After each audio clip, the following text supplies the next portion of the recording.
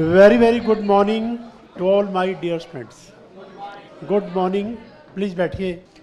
हाँ जी please page number 175 question number हम कर रहे थे 8.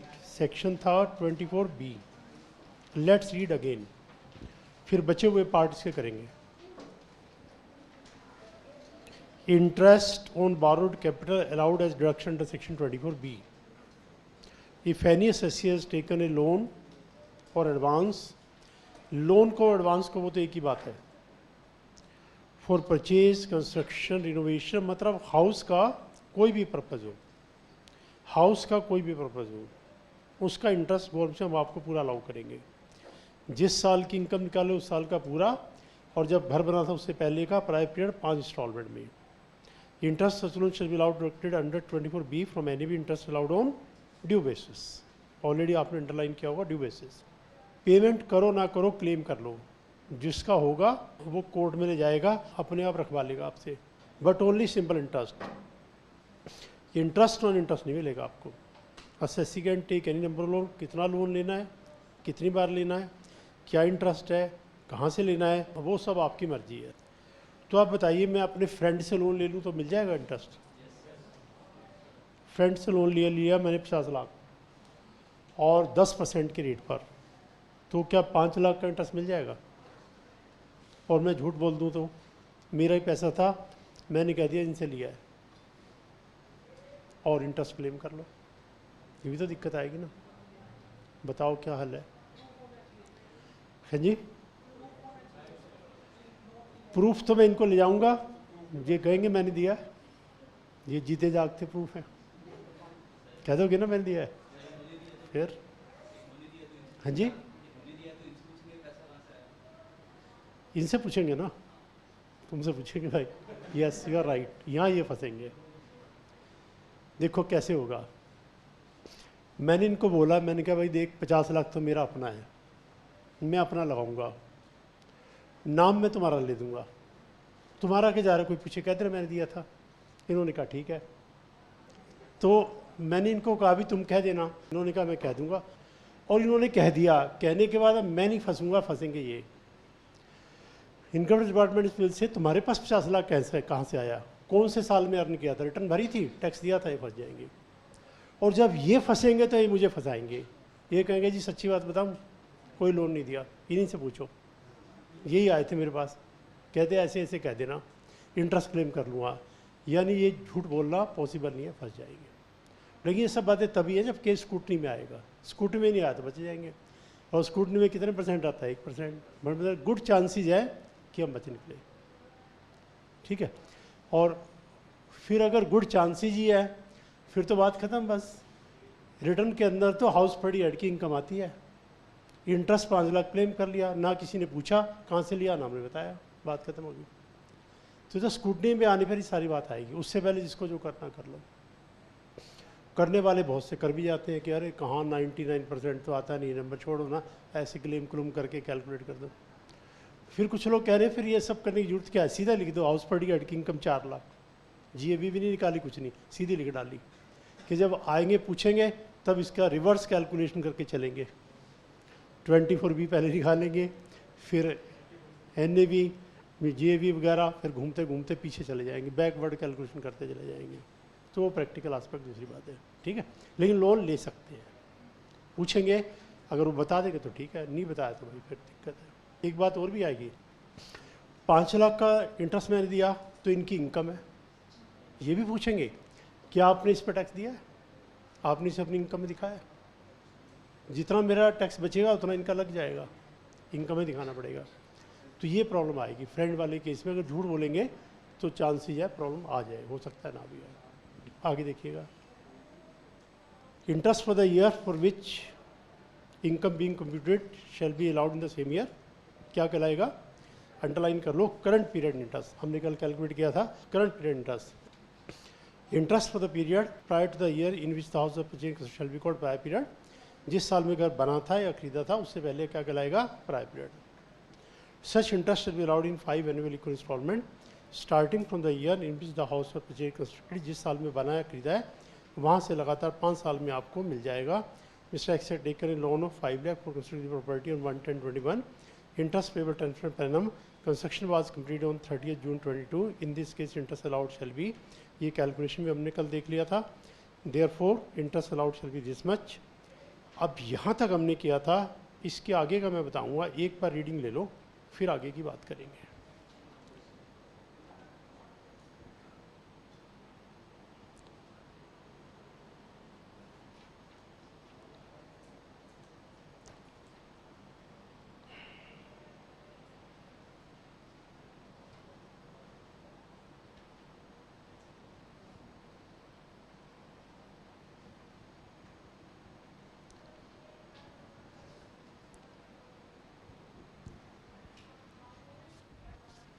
अब देखिए इतने पार्ट के बाद जो मैंने क्वेश्चंस आपको लास्ट क्लास में दिया ना, शायद उसमें एंट्री आई होगी 80C की, है ना, तो पहले 80C वाली बात सुन लीजिए वो क्या है।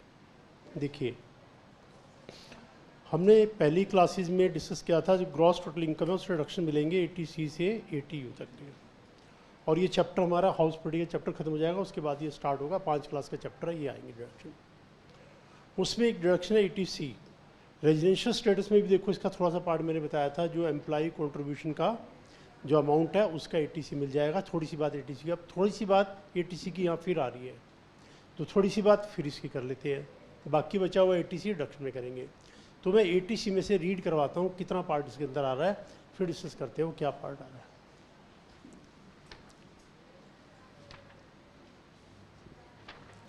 पेज नंबर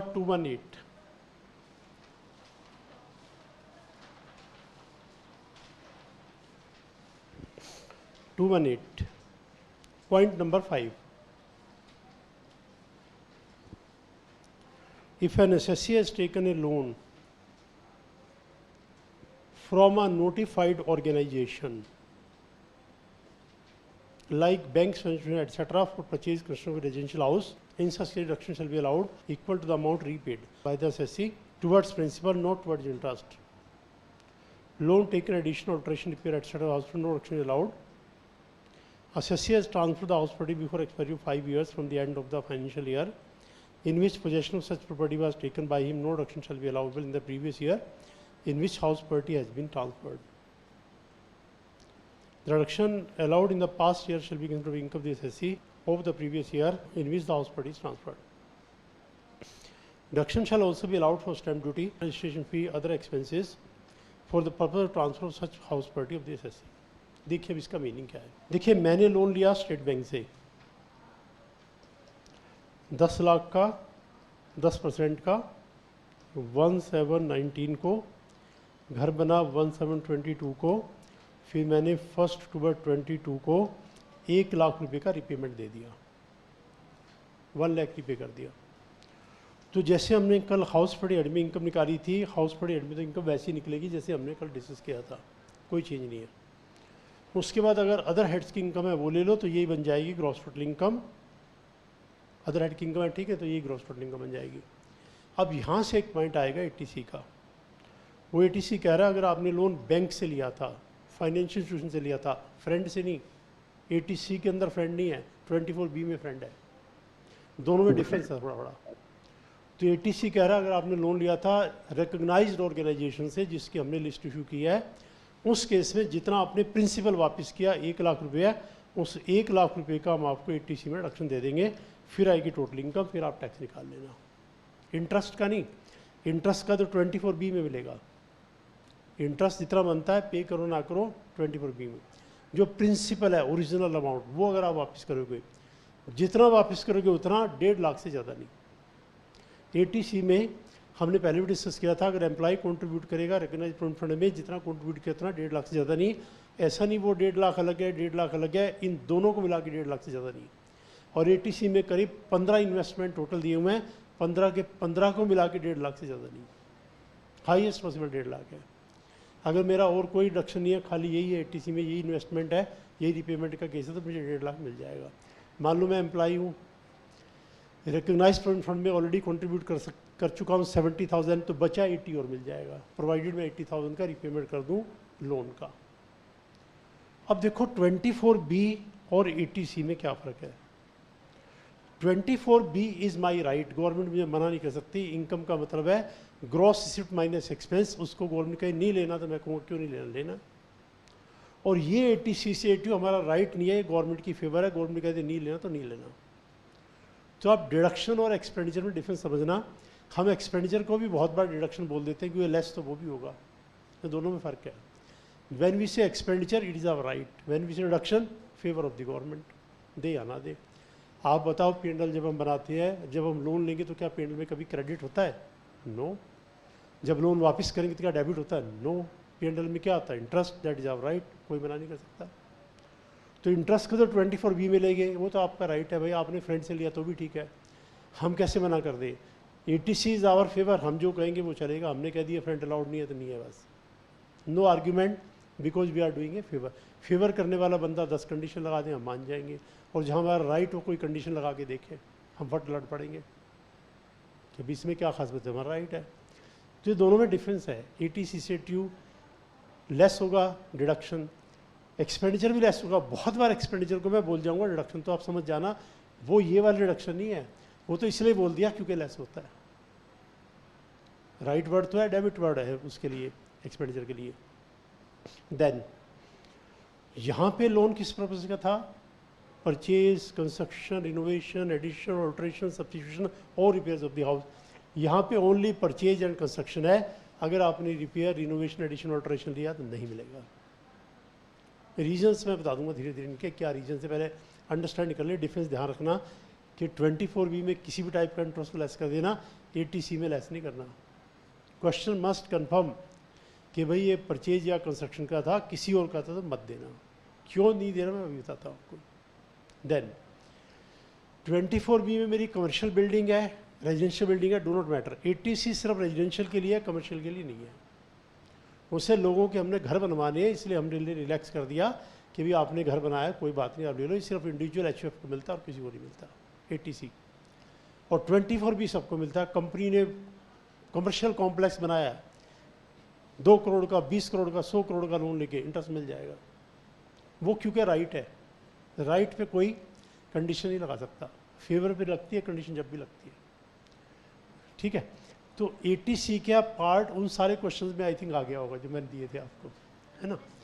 तो बस उसमें इतना ही पार्ट आया होगा कि जितना रिपेमेंट दिया होगा लोन का 80C में लेस कर दिया होगा। अगर 1.5 लाख से ज़्यादा तो 1.5 लाख लेस किया होगा, ठीक है। इंटरेस्ट का लेस नहीं करना, इंटरेस्ट 24B में आएगा। अगर कहीं फ्रेंड से लोन लिया है उसका इंटरेस्ट 24B लेस होगा, लेकिन इसको जब रिपेमेंट देंगे तो 80C नहीं मिलेगा, ठीक है। और 80C तभी मिलेगा जब लोन किसका? परचेज कंस्ट्रक्शन का, इंडिविजुअल HUF का। इंडिविजुअल HUF के अलावा और किसी को 80C नहीं मिलेगा, जबकि 24B सबको मिलता है। तो अब आपको एक बार दोबारा रीड करना पड़ेगा 80C। डाउट्स अभी नहीं लेंगे, अब मैं इसको रिपीट करूँगा 2-3 बार, फिर डाउट्स लेंगे।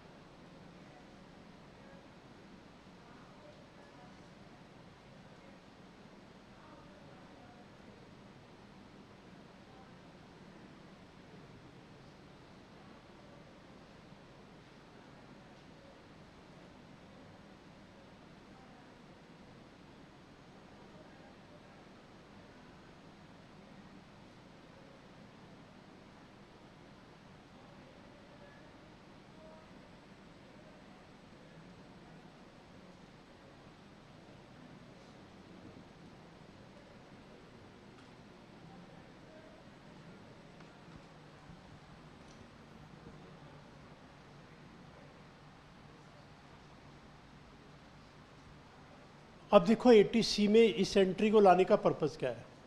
पर्पज़ ये है, देखिए इंडिया में न्यूमरस पर्सन्स आर देयर जिनका घर नहीं है रहने के लिए, वो किराए के मकान में रह रहे हैं, यहाँ तक तो चलो ठीक है। लेकिन जो किराया अफोर्ड नहीं कर सकता वो कहाँ रहेगा? सोच के देखो। एंड रीजन इज पूरे इंडिया के अंदर कम से कम 1 करोड़ लोग हैं जो सड़क के ऊपर सोते हैं। 1 करोड़ सड़क के ऊपर सोते हैं।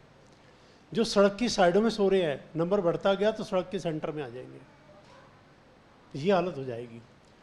तो इंटरनेशनल एजेंसीज कह रही है India is worried about the terrorism, forget about the terrorism, this is the biggest problem, solve it.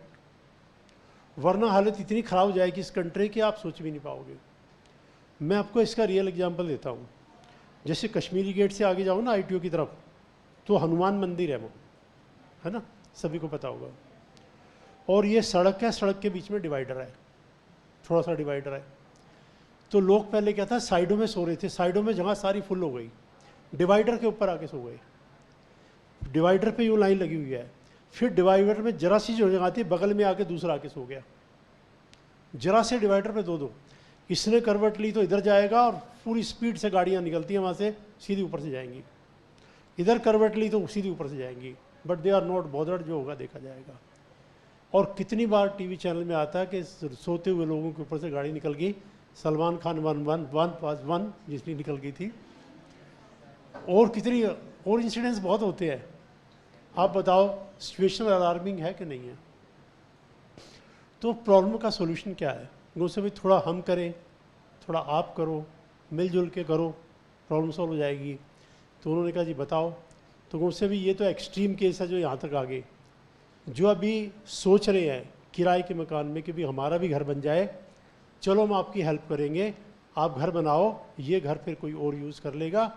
तो घर बनाने के लिए नंबर 1 सबसे पहले तो उसने कहा जी लोन चाहिए, पैसा नहीं है।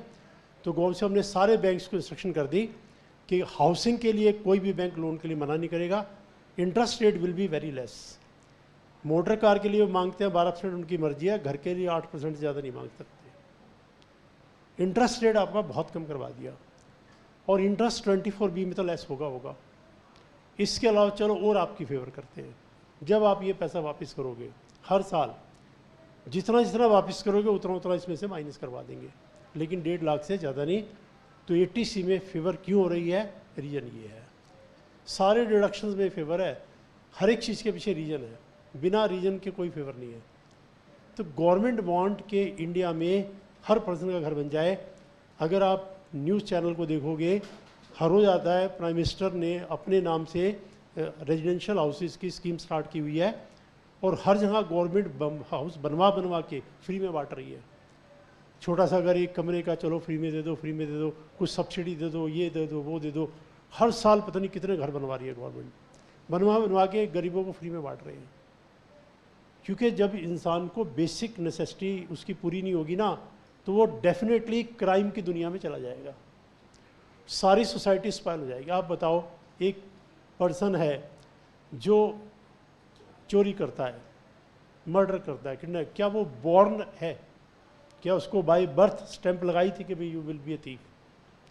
उसको हालात ने बना दिया। कैसे? जब खाने को इंसान को रोटी नहीं मिलेगी, वो भूखा मरेगा, तो भूखा मरता वो कुछ भी कर जाएगा कि मुझे मरूंगा तो मैं वैसे भी ट्राई करके देखता हूँ क्या बच जाऊँ। तो इस सोसाइटी को बचाना है तो गवर्नमेंट को हमेशा वेलफेयर स्कीम को लाना पड़ेगा, और ये वेलफेयर स्कीम है, और जो टैक्स गवर्नमेंट कलेक्ट करती है आधा इन लोगों पर गवर्नमेंट खर्च कर देती है कि अमीरों से पैसा स्नैच करो, इनको बांटो। अगर हमने ये काम नहीं किया तो ये खुद ही स्नैच करके ले जाएंगे, फिर ये कितना स्नैच करके ले जाएंगे पता नहीं।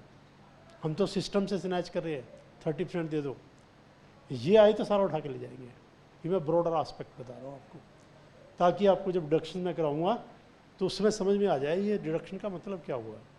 ठीक है, एक बार और लिख करो।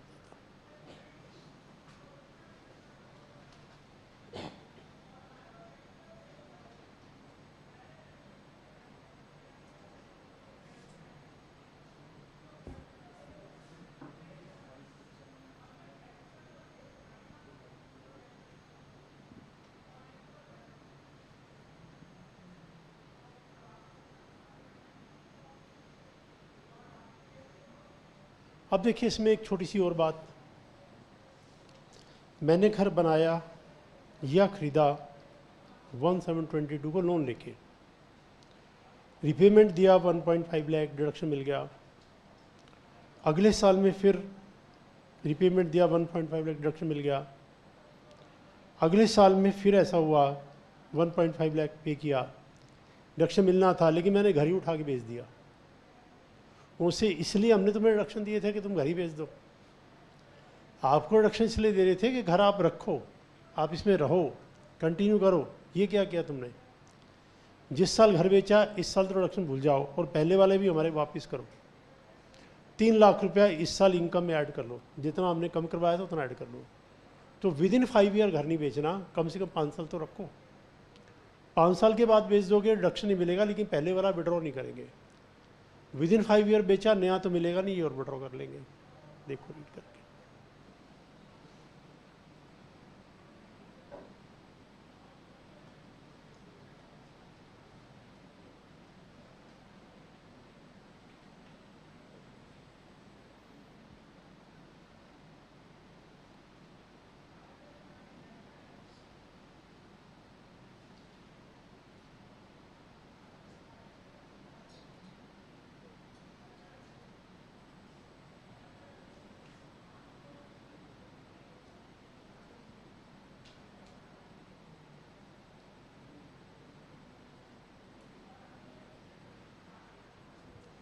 फिर गवर्नमेंट ने थोड़ा और रिलैक्स कर दिया कि भाई जैसे मैंने घर खरीदा 1722 को, लेट्स से मैंने लोन नहीं लिया, तो घर जब मेरे नाम में ट्रांसफ़र होगा तो स्टैंप ड्यूटी देनी पड़ेगी।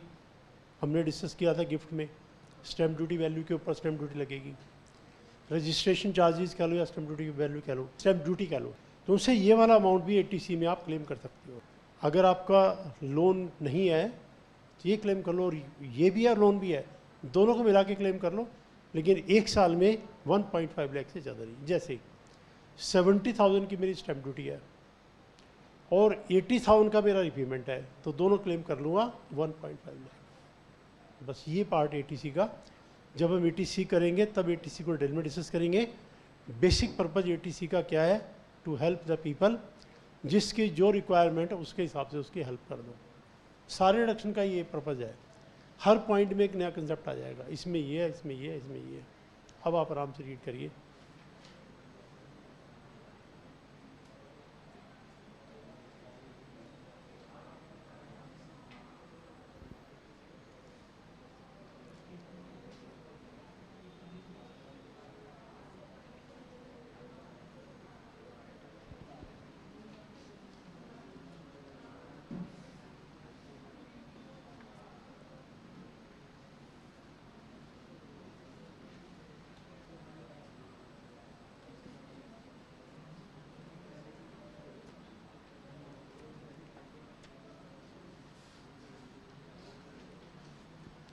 चलिए अब एक बार यहाँ तक आप डाउट पूछ लीजिएगा, किसी को भी किसी भी क्वेश्चन में जो भी डाउट है पहले पूछ लीजिएगा, फिर आगे चलेंगे।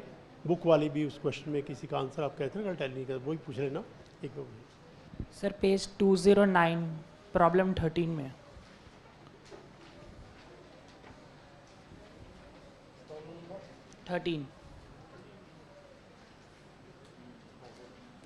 इसमें इंटरेस्ट ऑन लोन की वर्किंग नोट में हमने वो करंट ईयर का ही सिर्फ ऐड किया, बाकी प्रीवियस ईयर का क्यों नहीं किया इंस्टॉलमेंट्स ऐड? देखिए कह रहे हैं पेज 209 पर 13 नंबर प्रॉब्लम में हमने सिर्फ करंट पीरियड का इंटरेस्ट लिया, प्रायर पीरियड की इंस्टॉलमेंट नहीं ली, यही कह रहे हो ना आप?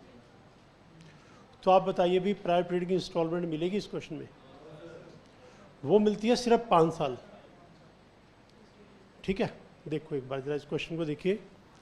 Mister X has taken a loan 11 lakh 1716 at a rate of 10% per annum from State Bank for construction of one house which was completed on 31/3/18. House was let out at a rate of 80,000 per month with effect from 1/11/21. Fair rent 1 lakh per month. Municipal taxes paid in previous year 2023 30,000. She has taken a fresh loan of 11 lakh 1721 11% per annum. It was utilized to pay the original loan. ये fresh loan वाली बात भी मैं भी आपको बता दूंगा। Compute her income tax liability for this estimated year 23-24, ये क्वेश्चन है। तो ये घर कब बना है? इन द प्रीवियस ईयर 17-18, ठीक है।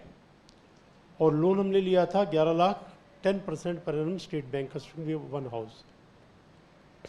तो पहले इंस्टॉलमेंट मिली होगी 17-18, फिर 18-19, फिर 19-20, फिर 20-21, फिर 21-22, 5 मिलती है, पाँचों मिल गई। हमारे ईयर में कोई इंस्टॉलमेंट अभी नहीं बची। ऐसी है ना, 5 इंस्टॉलमेंट मिलनी है। जिस साल में घर बनेगा, चाहे आखिरी दिन बने, मैं लास्ट क्लास में बोल रहा था, चाहे आखिरी दिन क्यों ना बने, तो 5 मिलनी है, 5 मिल गई, तो छठी तो मिलनी नहीं। इधर राइट। तो ये थोड़ा हमेशा मिलती रहेगी वो एक इंस्टॉलमेंट। 5 बनी थी, 5 पूरी होगी, बात खत्म होगी, मैटर इज ओवर। ठीक है, देखिए डाउट किसी में। Is that right? 5 इंस्टॉलमेंट मिलनी है, 5 मिल गई। और कोई डाउट है देख लीजिए। हाँ जी,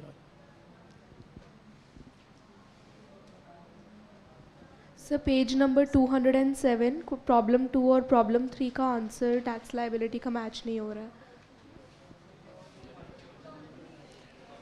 पेज नंबर 207, प्रॉब्लम 2 और 3 का आंसर मैच नहीं हो रहा।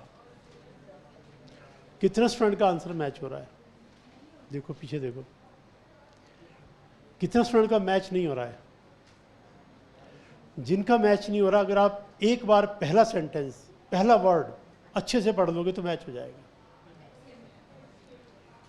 पहला वर्ड पढ़ते ही मैच हो जाएगा, क्योंकि ये एक्स लिमिटेड है, XYZ लिमिटेड है। आपने इस पर स्लैब रेट पे टैक्स निकाला होगा, जिनका मैच नहीं कर रहा।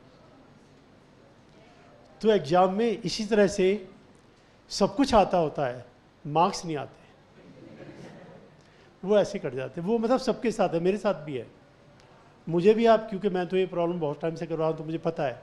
बच्चे कोई नई प्रॉब्लम हो तो मैं भी घूम जाऊँगा एक बार, कोई ना कोई गलती मैं भी सोच करूँगा। तो आप ये मत समझना जो गलती कर रहे हैं हमसे ही हो रही है, हमसे नहीं हो रही, सबसे हो रही है। लेकिन आप प्रैक्टिस करते जाओ, प्रैक्टिस करते जाओ, सॉल्व करते जाओ, धीरे धीरे रिड्यूस हो जाएगी। ठीक है, उसमें 5 इंस्टॉलमेंट पूरी हो गई थी, और इसमें ये कंपनी है। मतलब यू वोंट बिलीव, कम से कम 30-40 बच्चे व्हाट्सएप पे मुझसे प्रॉब्लम पूछते हैं। हर साल 30-40 पक्के हैं।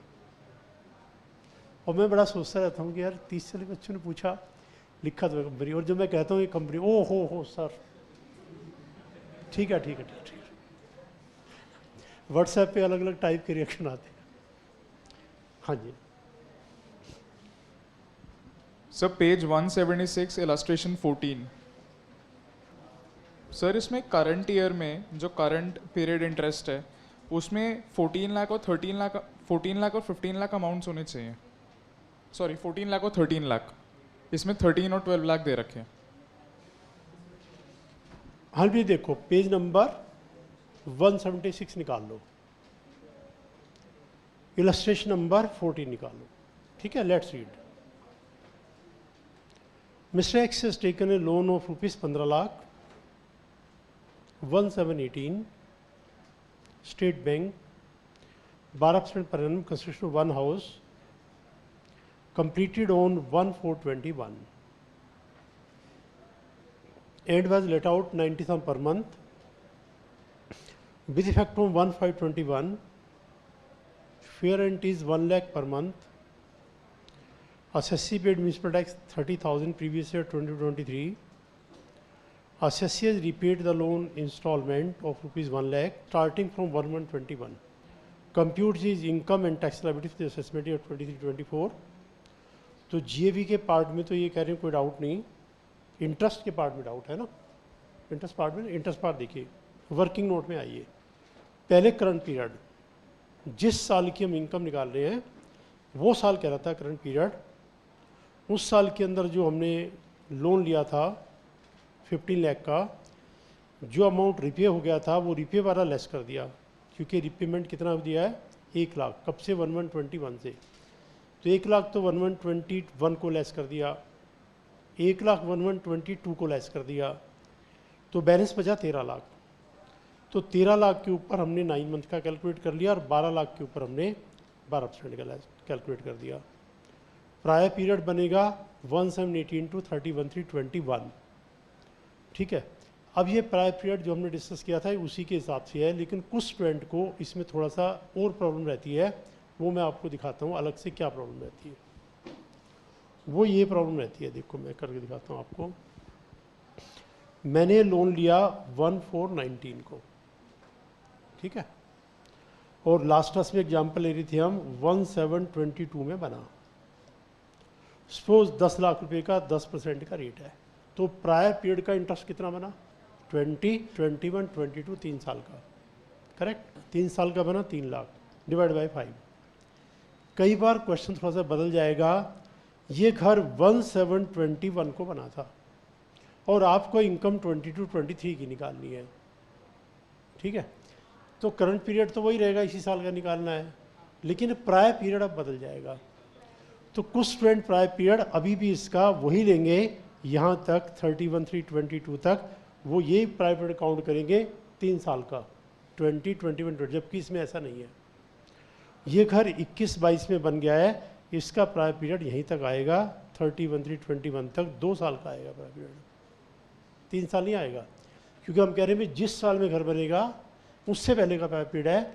फिर वो कहते हैं, फिर एक दूसरा क्वेश्चन आ गया कि सर 21, 22 का इंटरेस्ट कहाँ गया? आपने ये ले लिया और ये ले लिया, ये कहाँ गया? वो तो भाई जब हमने इस साल की इनकम निकाली होगी तब हमने इसमें क्लेम कर लिया होगा। उस साल की भी तो इनकम निकली होगी, जिस साल में घर बनेगा उसमें भी तो क्लेम करेंगे। तो उस साल का इंटरेस्ट जो भी था उस साल में क्लेम हो चुका होगा। उस साल से हमारा क्या मतलब है? हमारा तो करंट ईयर से मतलब है। तो प्रायर पीरियड यहाँ तक आ जाएगा और ये करंट पीरियड आ जाएगा।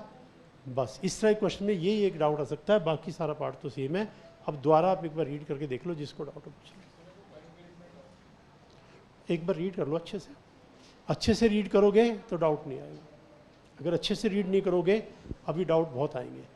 करंट पीरियड भी चेक कर लेते हैं, कह रहे करंट में डाउट है। करंट में डाउट है ही नहीं, 15 में से 2 गए 13, 13 का 9 महीने और 3 महीने। अभी मैं दोबारा बताता हूँ आपको, एक बार रीड कर लो अच्छे से।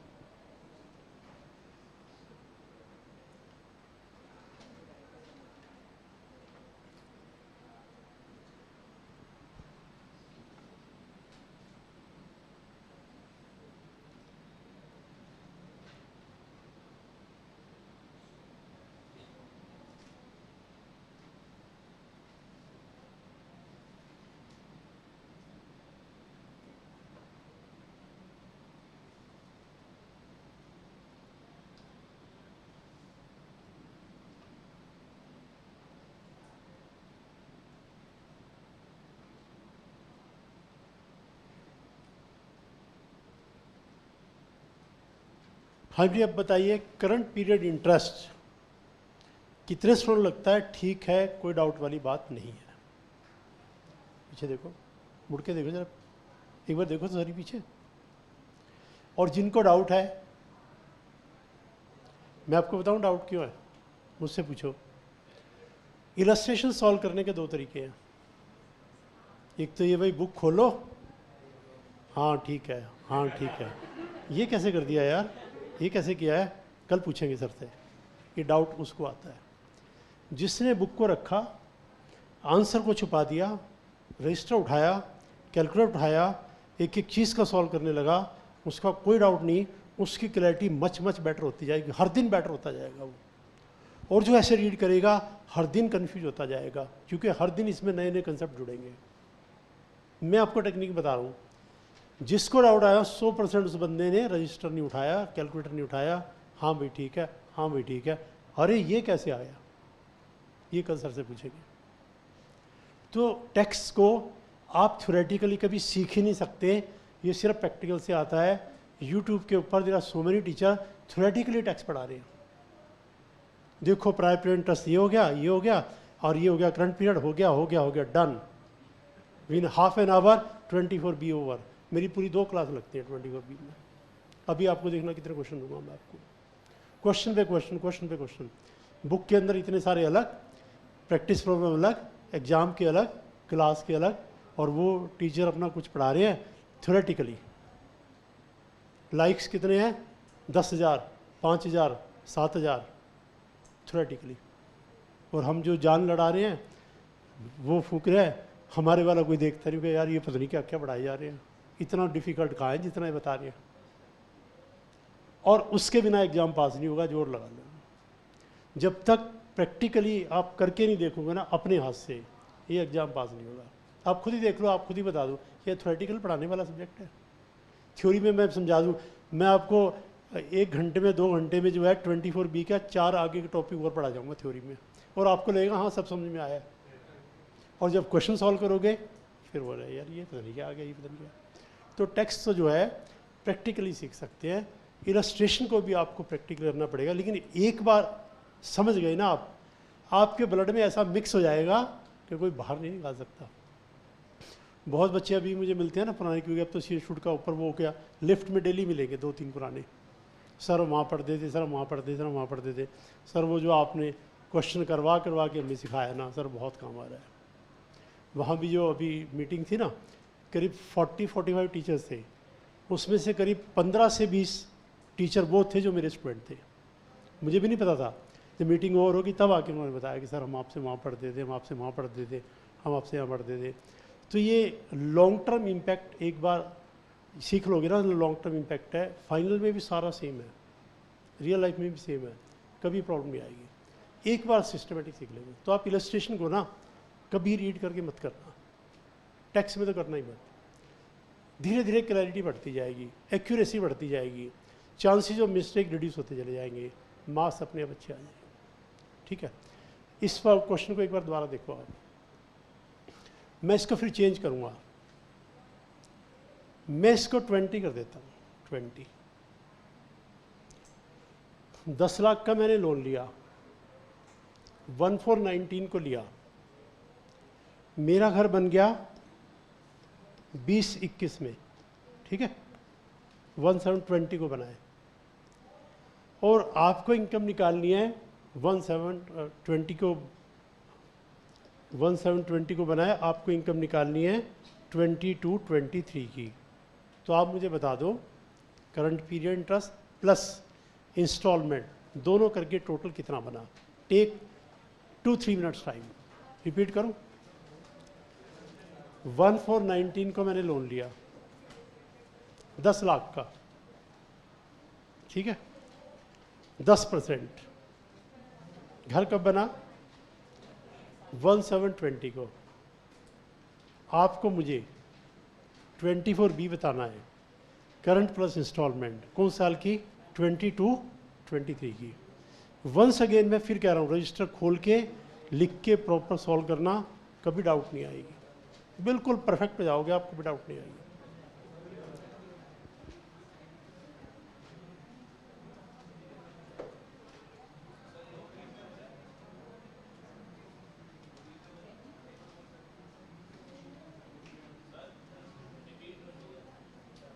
ये सब लिखा हुआ है, 1419 को लोन लिया, 1720 को घर बना, इस साल का इंटरेस्ट बता कहाँ हो रहा है? रिपे हो ही नहीं रहा।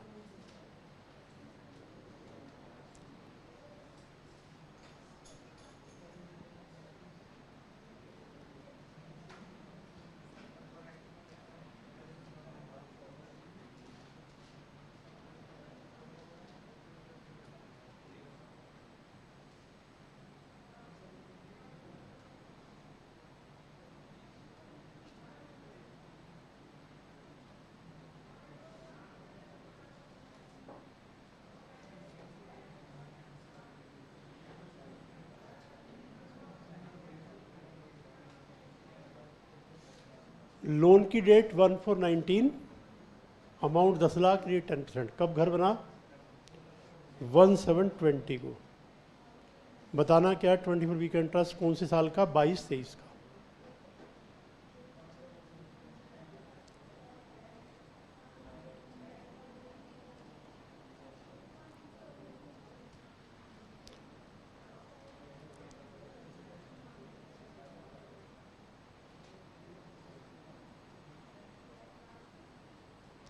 हाँ जी प्लीज़, अब बताइए, पूछूं मैं? करंट प्लस इंस्टॉलमेंट आपको बतानी है टोटल कितना बना। तो कितने स्टूडेंट तैयार हैं? चलो अभी 1 मिनट और ले लीजिएगा, अभी काफ़ी बच्चे तैयार नहीं हैं।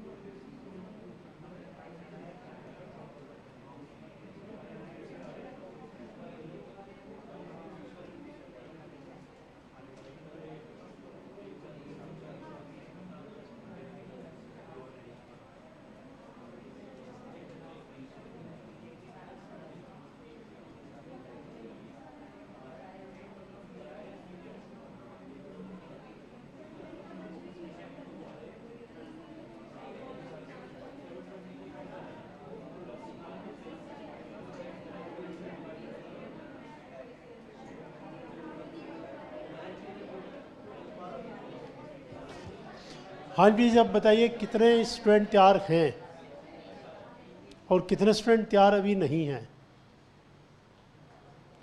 चलो कहाँ से शुरू करें? चिंता मत करो, इधर से शुरू करो। खड़े होके लाउडली बोल दो। 1,25,000। बैठिए आप। नेक्स्ट आप बताइए। 1,25,000। बैठिए आप। तीनों का सेम आंसर है। चलो आगे आप। तो कितने स्टूडेंट का 1,25,000 है? इधर वालों का। ऐसा लग रहा है ये कोई अलग टीम है, वो कोई अलग टीम है। और कितने स्टूडेंट का 1,20,000 है? ये देखो वो अलग टीम है 120 वाली, 125 वाली अलग टीम है। ये क्या हुआ? ये डिवाइड कैसे हो गए बच्चे?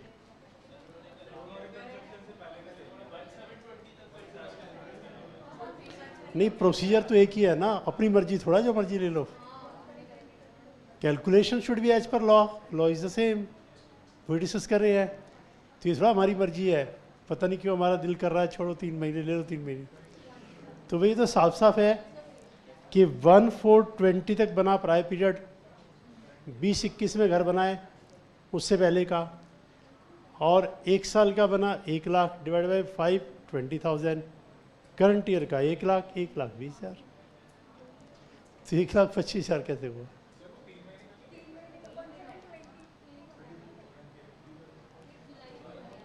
नहीं, हम तो कहते हैं जिस साल में घर बना हो उस साल की सारा इंटरेस्ट तो करंट में जाएगा ना। लास्ट क्लास में हमने क्या डिस्कस किया था कि प्रॉफिट एंड लॉस अकाउंट क्या कहता है, जिस साल की इनकम निकालोगे उस साल का तो उसी में रहेगा। तो 20-21 का तो सारा 20-21 में ही रहेगा, 20-21 वाला थोड़ा पहले साल में आ जाएगा। वो तो प्रॉफिट एंड लॉस अकाउंट से जिस साल की इनकम निकालोगे उस साल का सारा एक्सपेंस उसमें है, तो 20-21 का 20-21 में ही रहेगा, उससे पहले वाला बनेगा। अब आप देखो यही एक क्वेश्चन ले लो, अगर थ्योरी में पढ़ाया होता तो ये क्वेश्चन पकड़ में ही नहीं आता। बट टेक्स्ट को कोई थ्योरी में पढ़ाए तो इम्पॉसिबल है, हो ही नहीं सकता। ये प्रैक्टिकली पढ़ाया जा सकता है, प्रैक्टिकली सीखा जा सकता है। देखो अब इसमें भी ये कन्फ्यूजन आ गया कि भाई 20-21 इंटरेस्ट, जबकि हमने लास्ट क्लास में कहा था P&L क्या कंसेप्ट क्या है, जिस साल की इनकम निकालोगे उस साल के खर्चे उस साल की P&L में है, डेट का तो हिसाब ही नहीं है।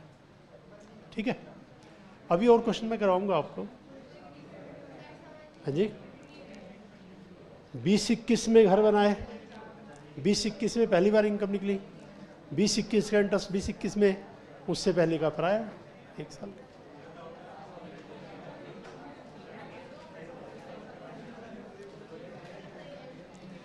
इसी टाइप का और फिगर लिखता हूं मैं, अपने को कोई जल्दी थोड़ा है, और लो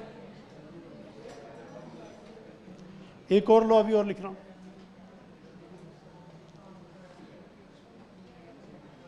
1,418 को 20 लाख का लोन लिया 10% की रेट पर, घर बना 31,320 को। आपको बताना है 22-23 प्रीवियस ईयर का 24B टोटल कितना बना। प्रिंसिपल सब में वही है, प्रिंसिपल भी बोलता है, एक सेंटेंस का प्रिंसिपल है, जिस साल में घर बनेगा वहाँ से हर साल पूरा पूरा इंटरेस्ट करंट पीरियड में जाएगा, और जिसमें घर बना है उससे पहले का सारा पीरियड में जाएगा। एक सेंटेंस की थ्योरी है, उसमें प्रैक्टिकल देख लो कितने बन जाएंगे। आराम से कैलकुलेट करो, कोई जल्दी नहीं है।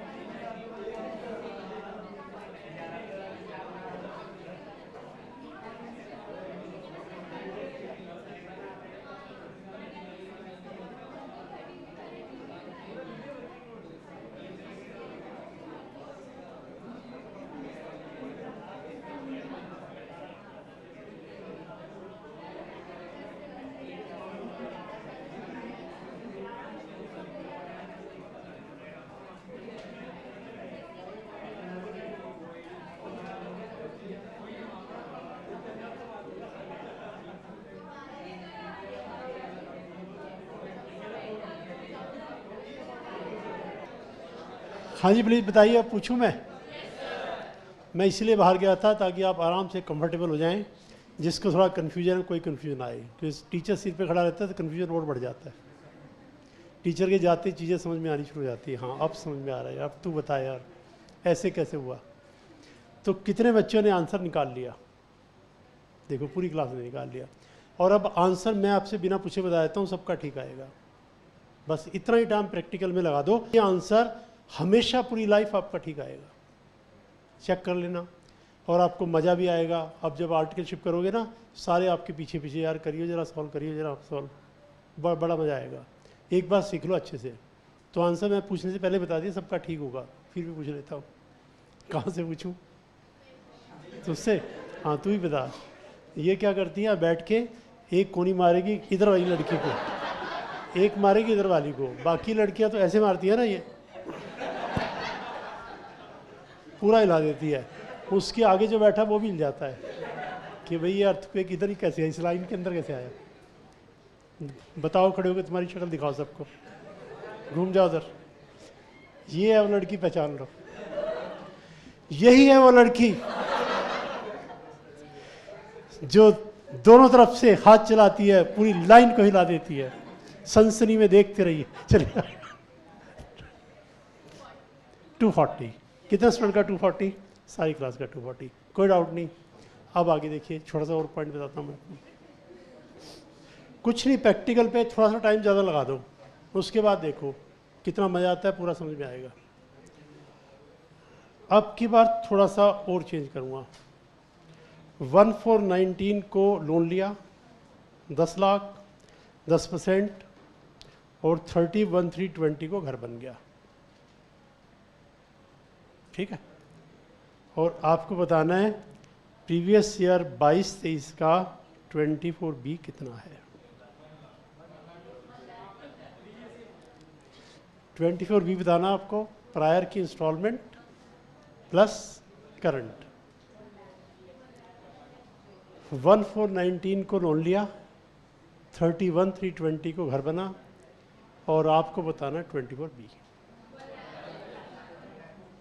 कितने स्टूडेंट का आंसर रेडी है? 30 सेकंड अभी और लो, कुछ बच्चे अभी कर रहे हैं, सॉल्व कर लेंगे। 30 सेकंड और लेंगे।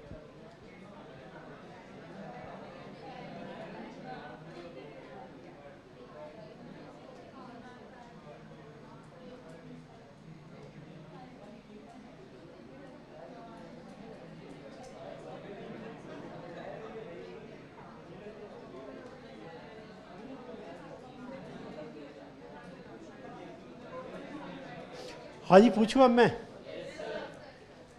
तो किधर से पूछूं? चलो आपसे शुरू कर लेते हैं। बताइए कितना? 1 लाख। कितने स्टूडेंट का 1 लाख? 1 लाख, क्योंकि इसमें प्रायर पीरियड है ही नहीं। जिस साल में घर बना उससे पहले का प्रायर पीरियड है, लोन ही हमने इस साल में लिया है। इन अदर वर्ड्स, जिस साल में लोन ले उसमें घर बन जाए, प्रायर पीरियड होता ही नहीं है। पहली बार इनकम निकाली होगी 1920 में और सारा करंट इसमें क्लेम कर लिया, प्रायर पीरियड है ही नहीं। जिस साल में लोन लिया उसी साल में घर बना, प्रायर पीरियड नहीं होगा। ठीक है, अब एक छोटा सा पार्ट और देखिए। मैंने 1718 को लोन लिया, 10 लाख 10%, और घर मेरा बन गया 1722 को। जिससे मैंने लोन लिया था उसने कहा भाई मेरा पैसा वापस कर। मैंने स्टेट बैंक से लिया था, उन्होंने कहा हमने तो इतने टाइम का दिया था, वापस करो। मैंने पंजाब नेशनल बैंक से नया लोन ले लिया 10 लाख का, उन्होंने मुझसे 12% के रेट पे दिया, और इस 10 लाख से मैंने इनका 10 लाख वापस कर दिया कि आप अपना 10 लाख लो। तो जो मुझे इंटरेस्ट मिलेगा पहले वाले 10 लाख का यहाँ तक मिलेगा, या नया जो लोन लिया उसका भी मिल जाएगा? 110-22 तक तो पुराना था, उसका इंटरेस्ट मिलेगा। उसको रिपे करने के लिए नया लोन लिया, it is substitution of the loan, तो अब नए वाले लोन का मिल जाएगा। उससे तो एक ही बात है, पुराना चलता तब भी तो देते हैं हम। पुराना किस कारण से आपने वापस कर दिया, आप नए वाला जब तक चलेगा उसका इंटरेस्ट क्लेम कर दिया। रेट क्या है? जो मर्जी रेट हो, इसके रेट की मतलब नहीं है। अब ये मान लो मैंने पंजाब नेशनल बैंक से लिया और ये स्टेट बैंक से। अब इसमें एक क्वेश्चन फ्लो बीच में आएगा, वो आएगा ATC मिलेगा कि नहीं मिलेगा। ATC में लिखा भाई प्रिंसिपल का रिपेमेंट हो चाहिए। प्रिंसिपल का रिपेमेंट तो मैंने किया है, लेकिन मैंने लोन लेके रिपेमेंट किया, तो रिपेमेंट क्या हुआ? लोन लेके किया, इसीलिए कंट्रोवर्सी है। तो इंस्टीट्यूट ने क्वेश्चन एक बार एग्जाम में आया था, तो उसमें लिखा था it is controversial, question flow है, चॉइस इज योर्स, आप डिडक्शन दो ना दो। तो आप लिख देना it's question flow, we can give deduction, we can not give deduction. क्योंकि एक्ट में तो लिखा है रिपेमेंट वर्ड लिखा है, ये नहीं लिखा पैसा कहाँ से आया। Strictly speaking as per law मिल जाएगा। अगर डिस्प्यूट होगा कोर्ट में जाएंगे तो जीत जाएंगे। हम कहेंगे जी एक्ट में देखो क्या लिखा है, उन्होंने कहा रिपेमेंट, रिपेमेंट तो हुआ है ना। अब ये पैसा कहाँ से आया, ये कहाँ लिखा है कि पैसा कहाँ से लाना है? कहीं से भी आए। लेकिन एग्जाम के लिए दोनों व्यू ठीक है, नोट दे के सॉल्व कर देना। ठीक है, अब जरा 24B द्वारा रीड करते हैं। अब जो छोटे मोटे बचे हुए पॉइंट होंगे वो होंगे। मेन पार्ट अब निकल गया हमारा, फिर मैं पूरा क्वेश्चन दूंगा आपको सारा मिक्स करके। देखिए page number 175, question number 8। Right A note production for interest on capital borrowed. Starting paragraph में तो आई थिंक कोई डाउट है नहीं, जो जितना पढ़ दिया था उसके आगे लिख लेते हैं। यहाँ से रीड कर लेता हूँ। If any such has taken a new loan, जो मैंने अभी आपको बताया, ठीक है, लास्ट की लाइन है, फर्स्ट वाला जो पार्ट है उसमें लास्ट की लाइन है, if any such has taken a new loan to repay the original loan. मिल गई ना लाइन ये। In such cases interest for such new loan shall be allowed in the similar manner. नए लोन का आपको इंटरेस्ट मिल जाएगा। ATC मिलेगा नहीं मिलेगा is controversial. Unpaid purchase price would be considered as capital borrowed, where a buyers enter into agreement with the seller to pay the sale price in installments along with interest due thereon. The seller becomes the lender in relation to the unpaid purchase price, and the buyer becomes the borrower. In such a case, unpaid purchase price can be treated as capital borrowed for acquiring property, and interest paid thereon can be allowed as deduction under 24B. देखो इसका example मैं बताता हूँ आपको। देखिए मुझे एक घर खरीदना है, जो सेलर है, मैंने अजय बायर बात की भाई घर कितने का है, उन्होंने कहा भी 1 करोड़ का है। मैंने कहा भी मेरे पास तो 60 लाख है। तो उसने कहा कहीं से लोन ले लो 40 लाख का। मैंने सब जगह ट्राई कर लिया, मुझे लोन नहीं मिला। मैंने कहा तुम ऐसा कर लो ना, 60 लाख ले लो, मुझसे डॉक्यूमेंट साइन करवा लो कि भी मैंने 40 लाख तुम्हारा देना है, मैं 10% इंटरेस्ट के साथ तुम्हें दे दूंगा 40 लाख इंस्टॉलमेंट में। उसने कहा ठीक है डन। अब ये पर्सन कह रहा है बायर कि जो मैं इंटरेस्ट दूंगा वो इंटरेस्ट मेरा 24B में मुझे अलाउ होना चाहिए। तो क्या लगता है लॉजिकली अलाउ होना चाहिए नहीं होना चाहिए? होना चाहिए। तो एक ही बात है, समझो एक तरह से हमने इनसे लोन ले लिया कि आप 40 लाख का लोन मुझे दे दो, मकान मेरे नाम कर दो, मैं आपको वापस कर। तो एक ही बात है कौन से unpaid purchase price shall be consider to be loan, interest allowed लिखा हुआ। देखो रीड, एक बार रीड करके देखो पूरे पार्ट।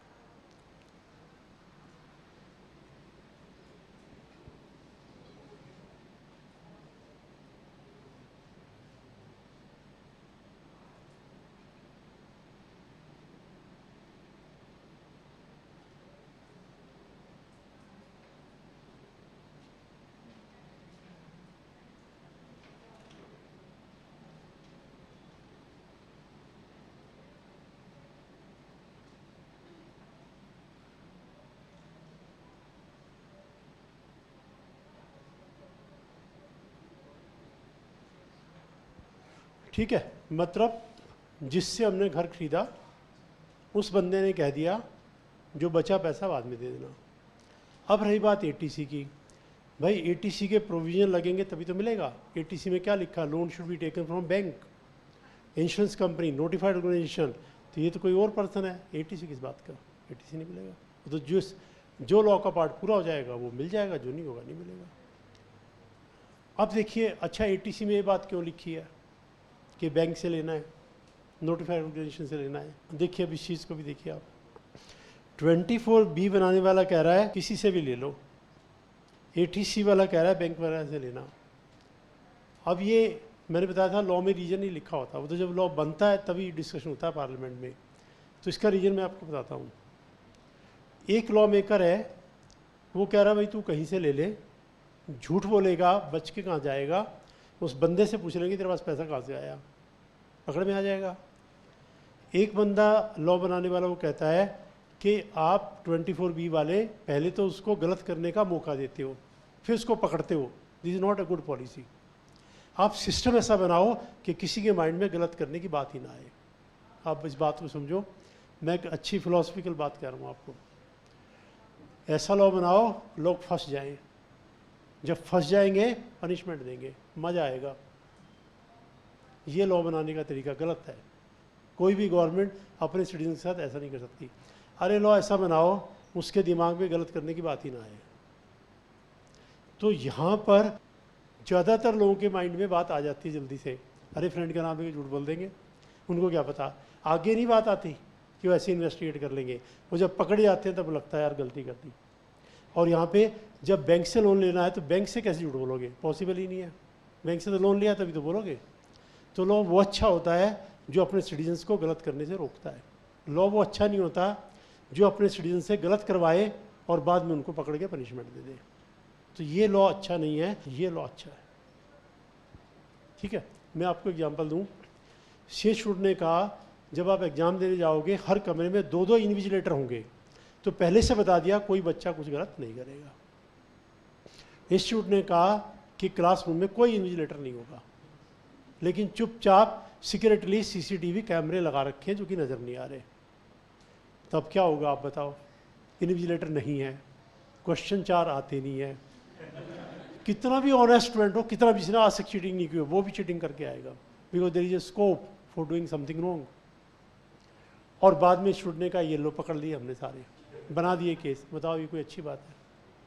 तो मैं बस ये बता रहा हूँ कि लॉ को आप अच्छे से समझिए कि लॉ है क्या, इसको बनाने की बात कैसे आई, लॉ बनता क्या है, लॉ के पर्पज़ क्या होने चाहिए। लॉ का पर्पज़ किसी को ख़राब करना नहीं है, रादर लोगों को अच्छा बनाना है। They should become good citizens, instead के हम उसको ल्योर करें, लालच दें और फंसा लें। तो एनीवे, जिसने बनाया उसने अपने हिसाब से बनाया, जिसने बनाया अपने हिसाब से बनाया। हम तो दोनों पार्ट को स्टडी करेंगे। ठीक है, अब इसके अलावा यहाँ तक हो गया ना। अच्छा, अब और क्या रह गया? चलो अब मैं एक पहले पूरा क्वेश्चन लिखवाता हूँ आपको, पहले पूरा क्वेश्चन सॉल्व करिए, फुल क्वेश्चन, सब कुछ मिक्स करके।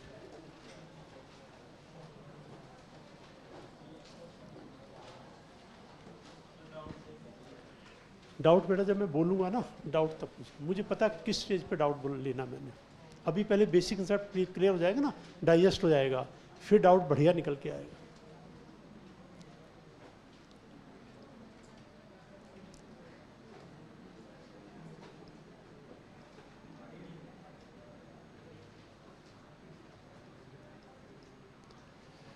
Mr. X has taken a loan of rupees 22 lakh from State Bank. 1718.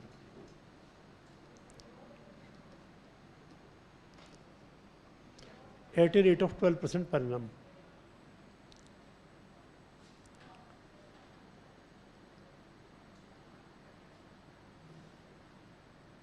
For construction of one house.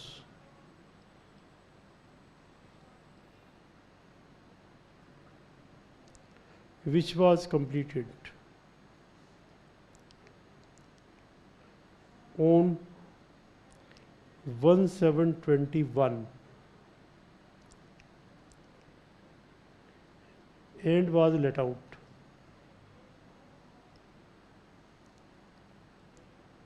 at a rent of rupees 40,000 per month. Fair rent 35,000 per month.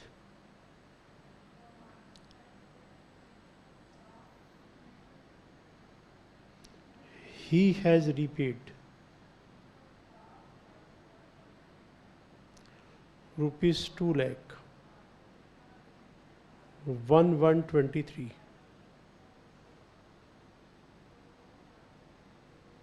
Rupees 2 lakh 1123। इस rate को वापस किया 2 lakh. He has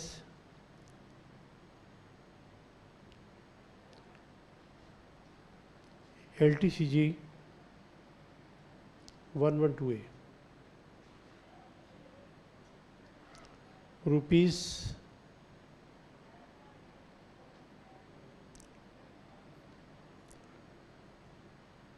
4 lakh। Compute income and tax assessment year 23-24। ठीक है जी, बस इतना question solve कर लीजिए।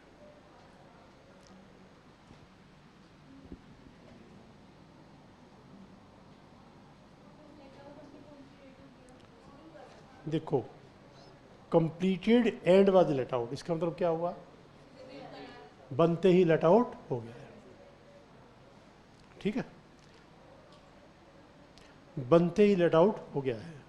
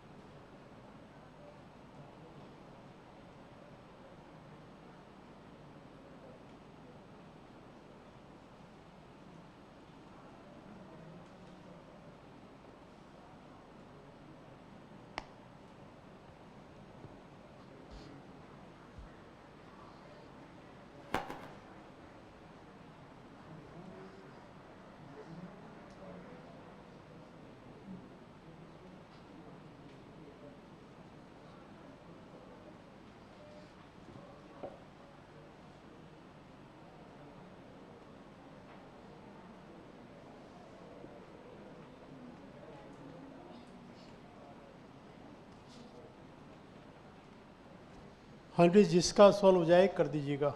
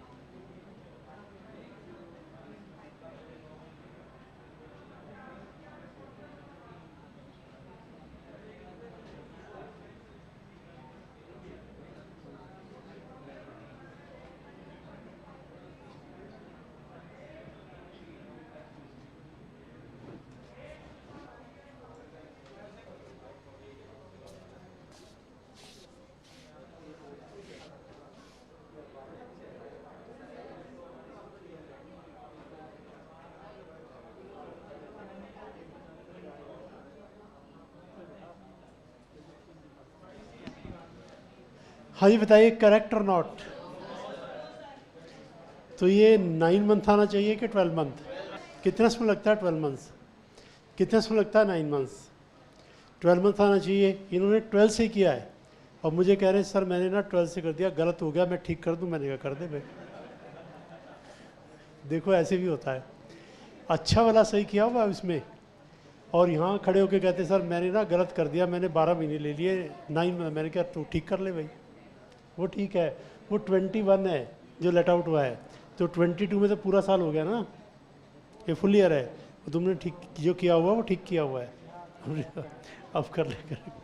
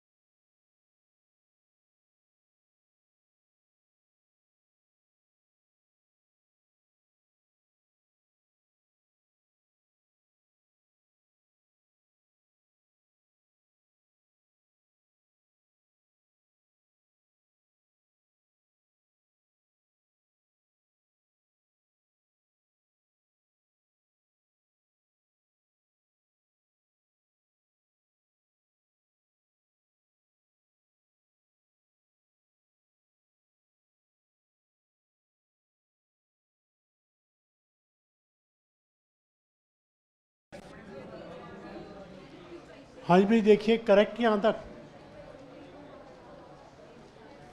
क्योंकि वो लेट आउट 2021 में हुआ है, इसलिए इस साल पूरे 12 महीने। लास्ट ईयर का लेट आउट है, लास्ट ईयर से लेट आउट चला आ रहा है, तो करंट ईयर में तो पूरे पूरे 12 महीने मिलेंगे।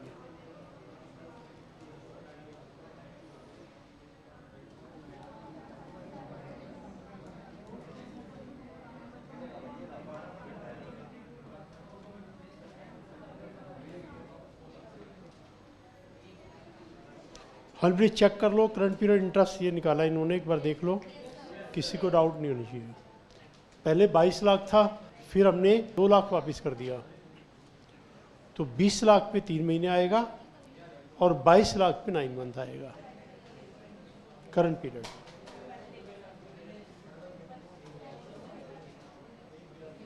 दो लाख का रिपेमेंट किया 1 जनवरी को, तो 3 महीने के लिए 20 लाख पे आएगा।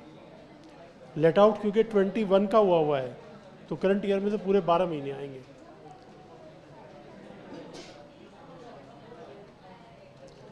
ठीक है, ठीक है जी, लेट कंटिन्यू।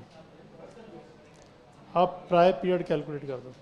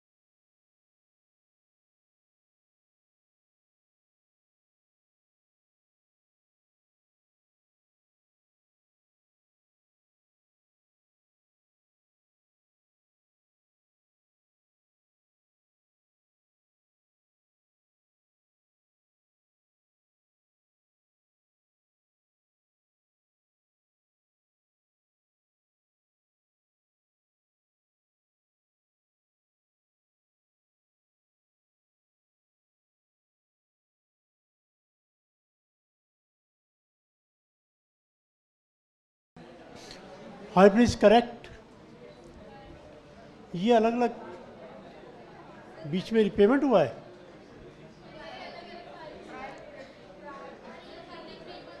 प्रायर पीरियड तो एक ही बार में कैलकुलेट हो जाएगा। 22 लाख की तो फिगर चली आ रही है।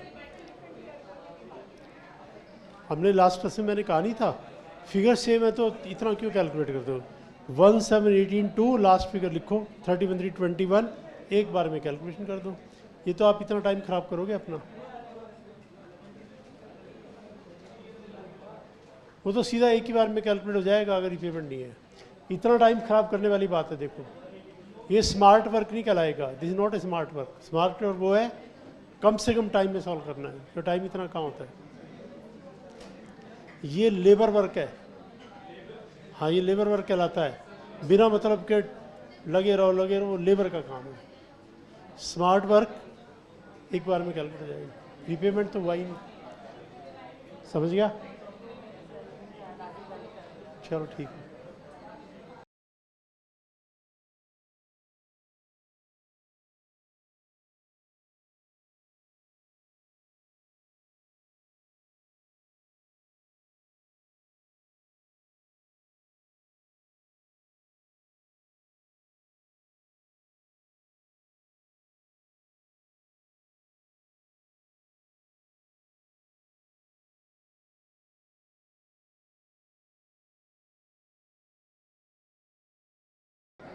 ये कह रहे हैं आगे मेरा गलत हो गया है। गलत है भैया, इसके आगे कह रहे हैं गलत हो गया है। यहाँ तो ठीक है ना। ये कह रहे हैं इसके आगे गलत है। अब आगे का हमें क्या पता, तुम कह रहे गलत है तो गलत ही होगा।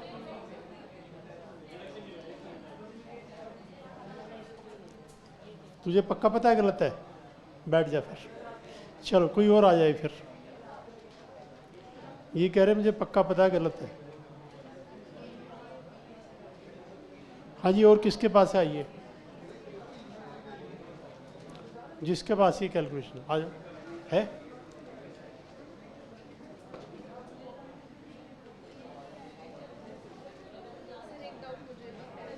पहले सॉल्व कर लो फिर पूछ लेना डाउट।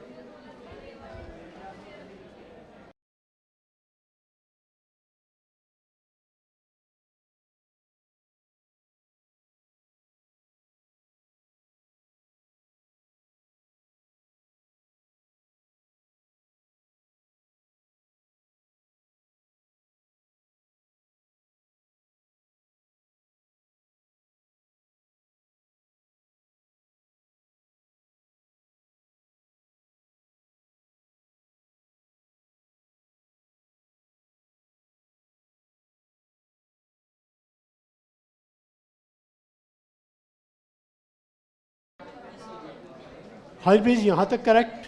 हाउस प्रॉपर्टी में लॉस आ गया है 67,200। इतना था प्रायर पीरियड।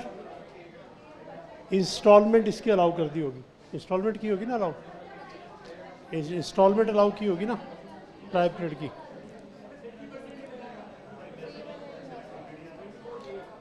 टोटल है ये current plus instalment 4,03,200। I correct? Current plus instalment.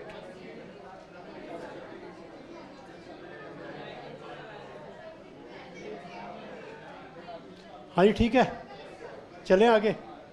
किसी को डाउट तो नहीं? 24B के इंटरेस्ट में किसी को डाउट तो नहीं?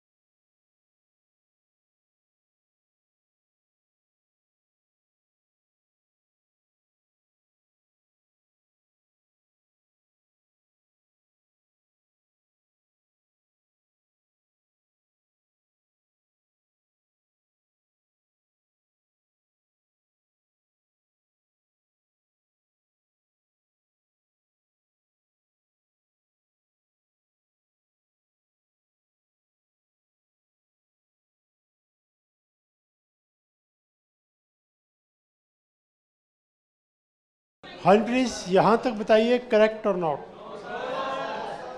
कितने स्टूडेंट लगता है ये गलत है?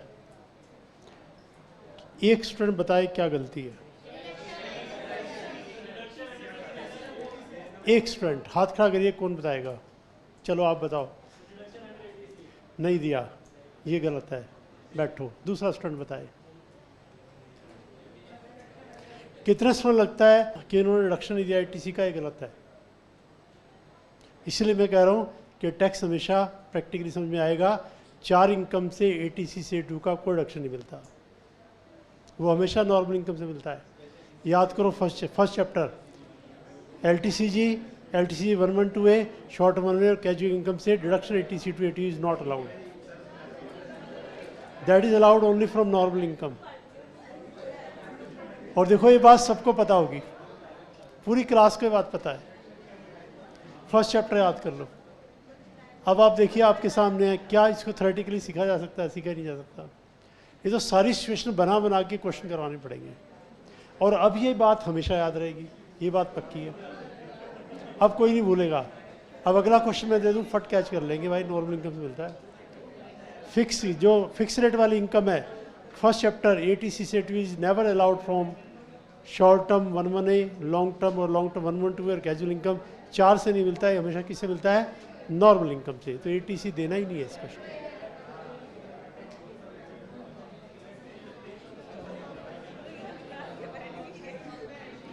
हाँ जी, अब बताओ गलत के सही। अब किसी को लग रहा गलत है? देखो कितना इंपॉर्टेंट एस्पेक्ट है, 4 फिक्स रेट वाली इनकम से रिडक्शन नहीं मिलता। अब एक बार मिस्टेक कर ली ना, अब ये हमेशा पूरी लाइफ याद रहेगा। आर्टिकलशिप में भी CA बनने के बाद भी याद रहेगा कि ये नहीं देनी भाई डिडक्शन।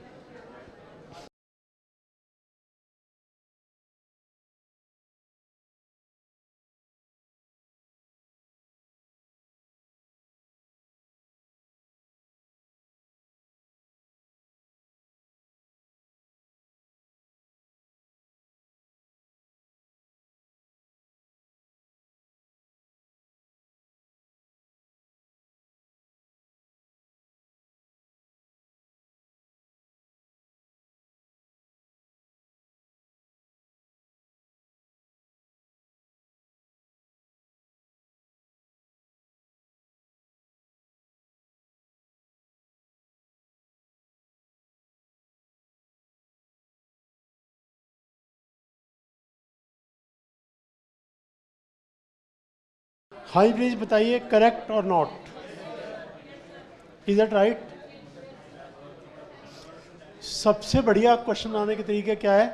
बिना सोचे समझे कुछ भी लिखवा दो, अपने आप बढ़िया क्वेश्चन बन जाता है। अगर मैं घर पे बैठ के बनाता ना सोच समझ के, तो ऐसा क्वेश्चन नहीं बनता।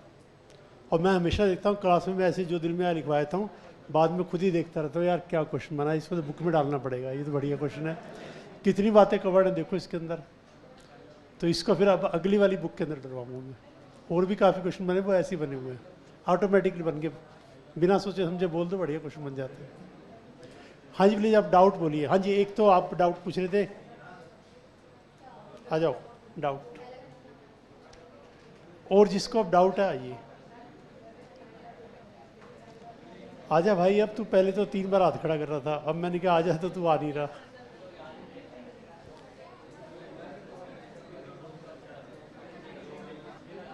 सर जो आपने बताया था कि 5 साल में अगर हमने हाउस बेच दिया तो प्रीवियस ईयर वाली डिडक्शन हमें वापस इनकम में देनी पड़ेगी, तो लेकिन सर वो ट्रीटमेंट कैसे होएगा उसका, कि हम उसे कौन से हेड में लेंगे, house property other?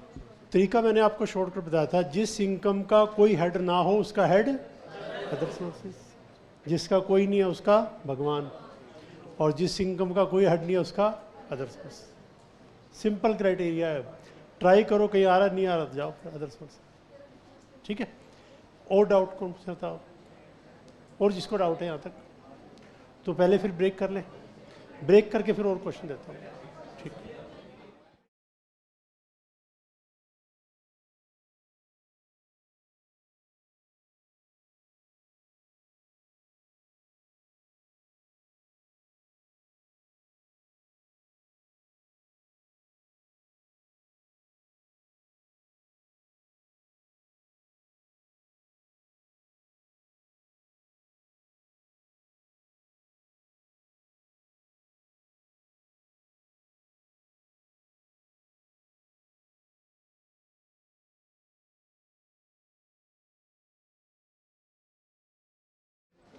Hundred is page number 175। अब इसमें कुछ छोटे मोटे पार्ट बचे हैं तो वो और पूरे कर लेते हैं 175 पेज। क्वेश्चन नंबर 8, ठीक है। अब इसमें पेज 175 का तो पूरा पार्ट हमारा कवर हो गया, 175 पेज का पूरा पार्ट कवर हो गया, इसमें कुछ बचा नहीं है। अब आइए 176 में तो क्वेश्चंस है जो आप कर ही लेंगे, 177 में क्वेश्चंस है जो आप कर ही लोगे। अब आइए 178 पर। इसमें ऑलमोस्ट बॉटम से थोड़ी सी पहले हेडिंग है loan from outside India. Page 178 पे देखो, इलस्ट्रेशन 18 के जस्ट ऊपर 178 पेज पर इलस्ट्रेशन 18 से जस्ट ऊपर 2 सेंटेंस है, loan from outside India section 25। मतलब लोन हमने इंडिया से नहीं लिया, इंडिया के बाहर से लिया। If loan is taken from outside India, in that case also interest is allowed, but the person making payment interest should deduct tax at source और the person issuing interest should have an agent in India. बस ये 2 sentence आपको read करने हैं, फिर हम इसको discuss करेंगे। पेज 175 पर सेक्शन 25, 2 सेंटेंस को अच्छे से रीड कर लो क्या लिखा है।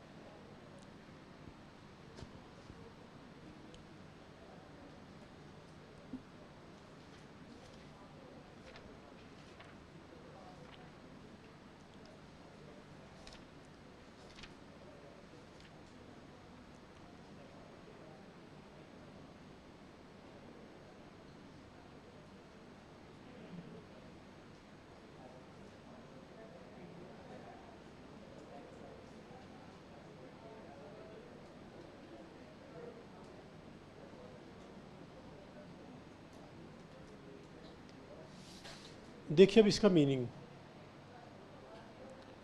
मैंने लोन लिया इंडिया के बाहर से, बैंक ऑफ अमेरिका न्यूयॉर्क से, यूएसए से, और 24B में इंटरेस्ट उनका बनता है लेट्स सी 15 लाख रुपए। तो गवर्नमेंट सेज हम आपको 24B में 15 लाख लेस करवा देंगे, लेकिन देखो आप जिसको भी पेमेंट करोगे, let's see mister x is a resident person, तो आप बताइए जिसको भी इंटरेस्ट हम पेमेंट करेंगे, इंटरेस्ट उसकी इनकम अक्रूइंग राइजिंग इंडिया मानी जाएगी कि अब्रॉड। रेजिडेंशियल स्टेटस का चैप्टर।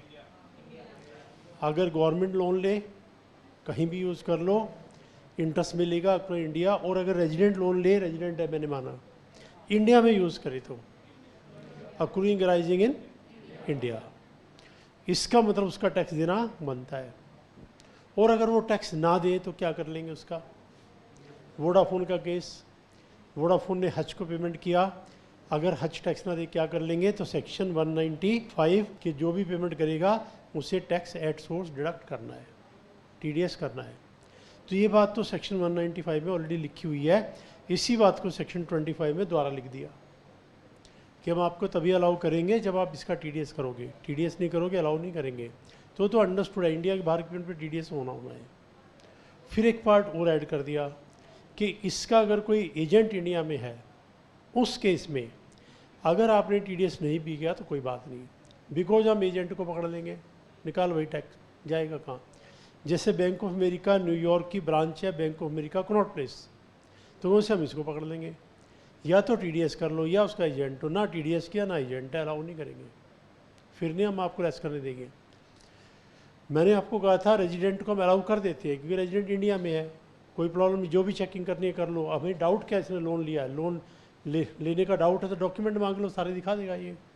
जबकि हाउस पड़ी हेड में बुक्स नहीं बनानी, फिर भी ये सब कुछ दिखा देगा, जी आप देख लो आपको डाउट है, मैंने लोन नहीं लिया, मेरा बैंक अकाउंट चेक कर लो, सबको मैं तो यही हूँ। लेकिन अगर ये नॉन रेजिडेंट हो लोन लेने वाला, उसका सब कुछ इंडिया के बाहर है, उसका कैसे चेक करेंगे। तो उसको तब अलाउ करते हैं जब वो पैसा कहाँ लगाएगा, बिजनेस या प्रोफेशन में, क्योंकि उससे सारा रिकॉर्ड रखना पड़ेगा। लेकिन यहाँ पर गवर्नमेंट ने नॉन रेजिडेंट को भी अलाउ कर दिया। नॉन रेजिडेंट हाउस प्रॉपर्टी में लगाएगा तो उसे इंटरेस्ट जो वो देगा, इंटरेस्ट जिसको भी मिलेगा उसकी इनकम अक्रूइंग या इंडिया नहीं है, अगर नहीं है तो टैक्स किस बात का। पर गवर्नमेंट ने क्या कर दिया, सेक्शन 25 को थोड़ा मॉडिफाई कर दिया कि भाई नॉन रेजिडेंट तुम्हें तो हमने कहा था लेस नहीं करने देंगे, चलो करने देंगे, तुम भी हमें टैक्स डिडक्ट करके दे दो। हमारा मेन इशू तो टैक्स का है। जो इंडिया के बाहर बैठा है, जिसने लोन दिया था, वो हमें टैक्स नहीं देगा। वो कहेगा income is not accruing in India, और हमारे पास कुछ रिकॉर्ड नहीं है। बिजनेस फैशन में होगा तो रिकॉर्ड है, हम उसको दिखा देंगे, ये रहा इंडिया के बिजनेस में यूज हुआ है, ये सारी बुक्स रही, इंटरेस्ट यहाँ से गया, दोगे ऐसे ऐसे टैक्स। लेकिन हाउस प्रॉपर्टी में तो पॉसिबल नहीं है। लेकिन चलो कोई बात नहीं, सेक्शन 25 को मॉडिफाई किया। हमें नहीं पता आप रेजिडेंट, हमें नहीं पता आप नॉन रेजिडेंट, हमें तो एक ही बात पता है, हमारा टैक्स दे दो। टैक्स दे दो, क्लेम कर लो। अगर टैक्स नहीं दोगे, रेजिडेंट हो या नॉन रेजिडेंट, हम लेस नहीं करने देंगे। अब लेस ना करने देने से क्या होगा, उसकी इनकम इंक्रीज कर जाएगी, यानी वो टैक्स उससे रखवा लेंगे। तो मेन इशू किस चीज़ का है, टैक्स का है। जरा रीड करके देखो, सेक्शन 25 कभी एग्जाम में नहीं आता, यूजलेस सेक्शन है, रीड कर लीजिए फिर भी।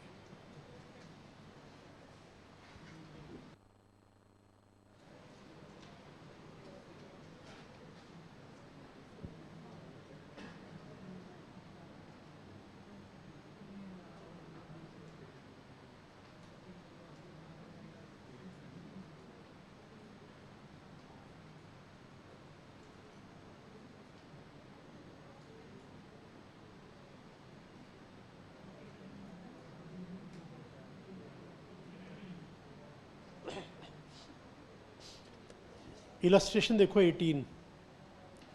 Mr. X constructed one house 1922 and it was let out 125 per month. Municipal required the house was constructed after taking loan from outside India. Interest under 24B 210, but the assessee has not deducted tax at source. Govind से TDS नहीं किया आपने। अब चाहे तुम resident हो या non resident हो, हमें नहीं पता, जाओ तुम्हें 24B में लेस नहीं करने देंगे। और 24B में सोल्यूशन में देखिए लेस नहीं करने दिया। ठीक है, फिर इसका बी पार्ट क्या कह रहा है और अकॉर्डिंगली टैक्स आ जाएगा। बी पार्ट क्या कह रहा है, presume in the above question person who has given loan has one agent in India. Loan से आप कोई बात नहीं, एज पर सेक्शन 163 तो हम उस एजेंट को पकड़ लेंगे। TDS नहीं किया कोई बात नहीं, आप क्लेम कर लो, एजेंट है, बच के कहाँ जाएगा। फिर इसका C part presume in above question assessee deducted tax, कौन से अगर TDS कर लिया फिर तो बात ही खत्म, सारी बात ही खत्म हो जाएगी। बस इतना रीड करके देख लो आप।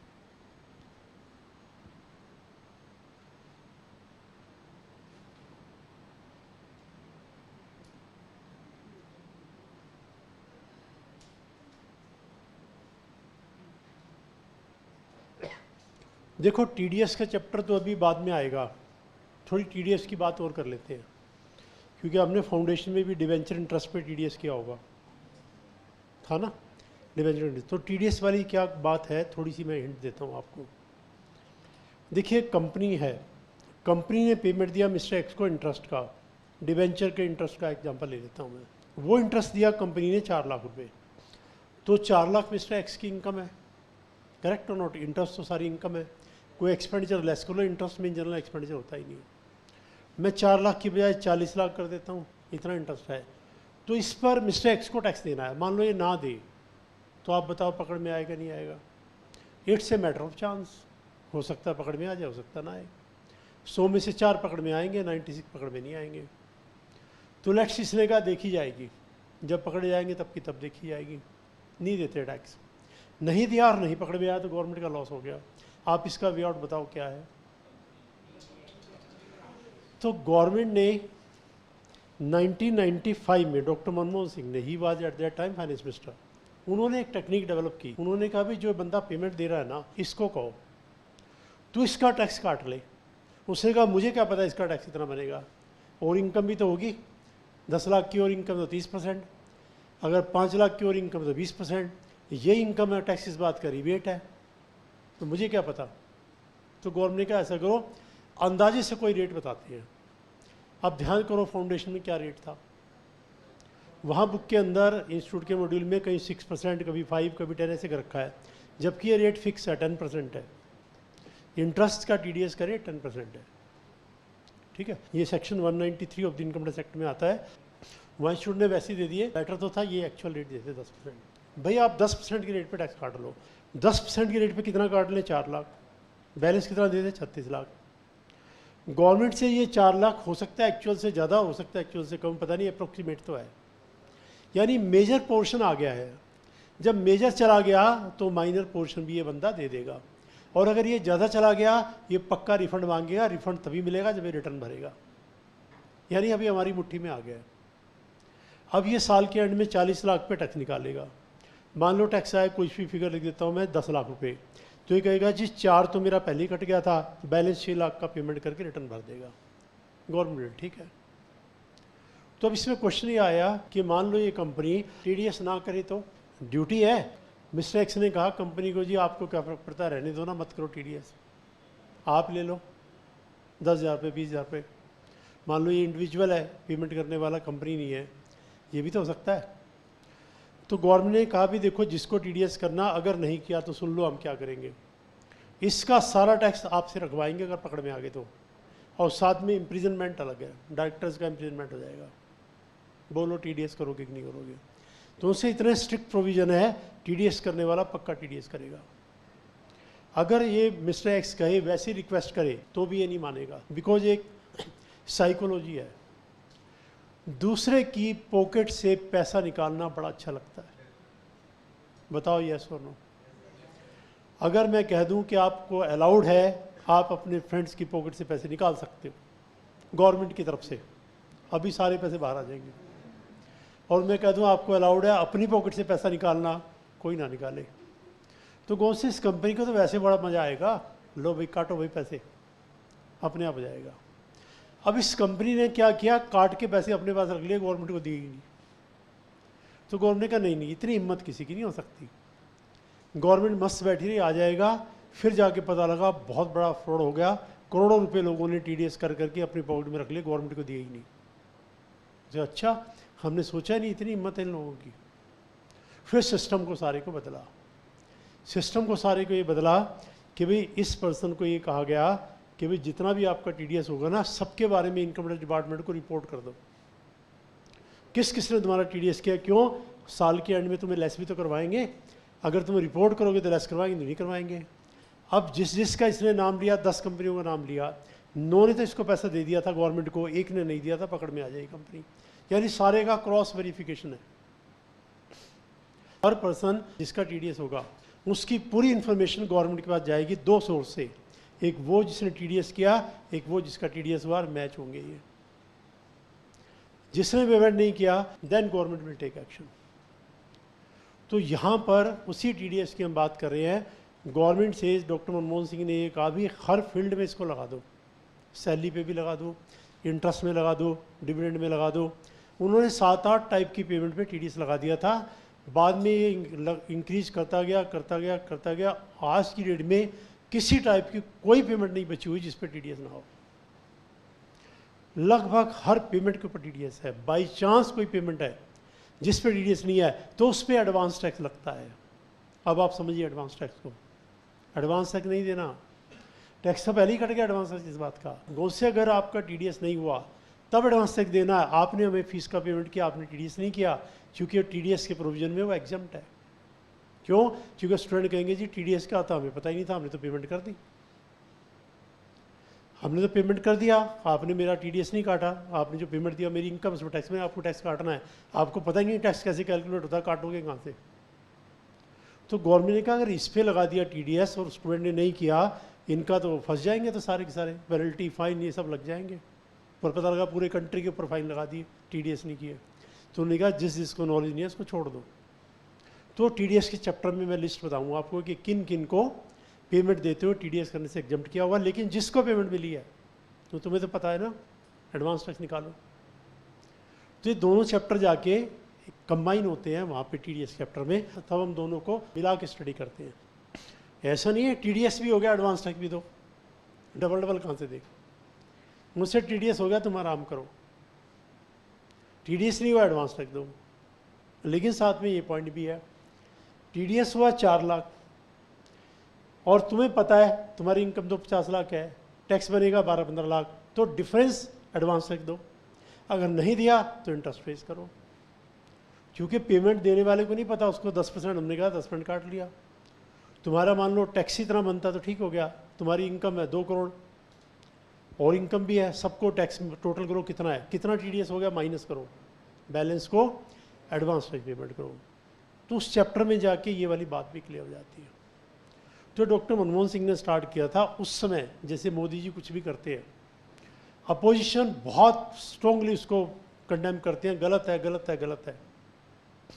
तो उस समय एक बात आई कि भाई आप पहले टैक्स काट रहे हो, आपको लोगों पे भरोसा नहीं है, सारा कंट्री चोर हो गया टैक्स चोर, किसी पे भरोसा नहीं है, सबके पैसे पहले काट लिए, ये तो गलत बात है। मैं आपको एग्जांपल देके दिखाता हूँ।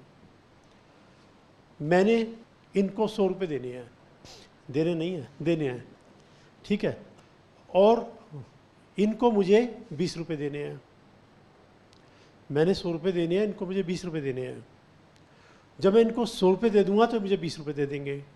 मैंने 20 रुपये पहले ही काट लिए, 80 रुपये पकड़ा दिए।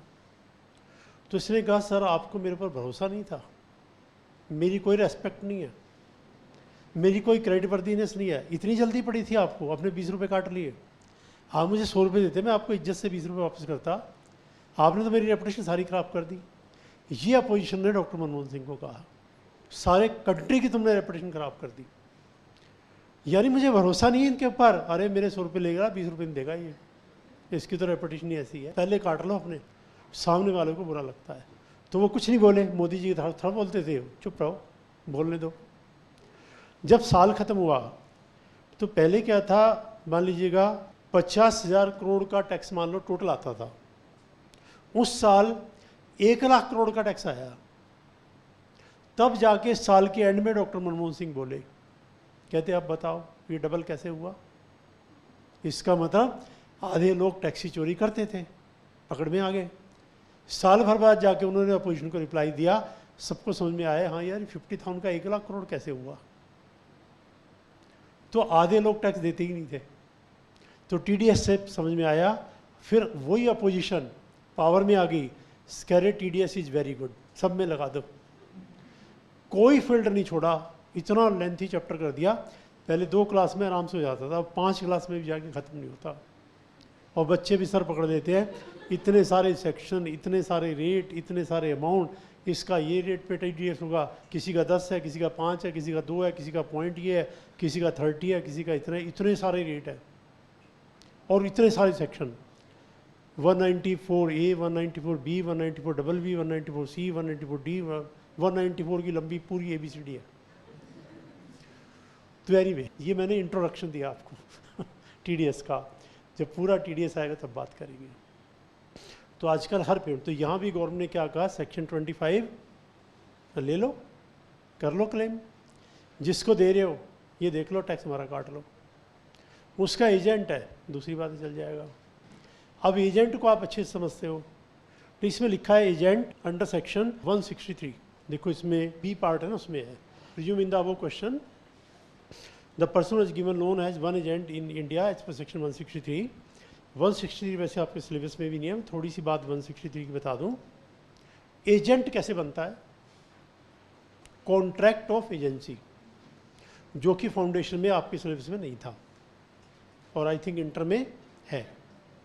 कॉन्ट्रैक्ट, सारा कॉन्ट्रैक्ट थोड़ा था आपके सिलेबस में।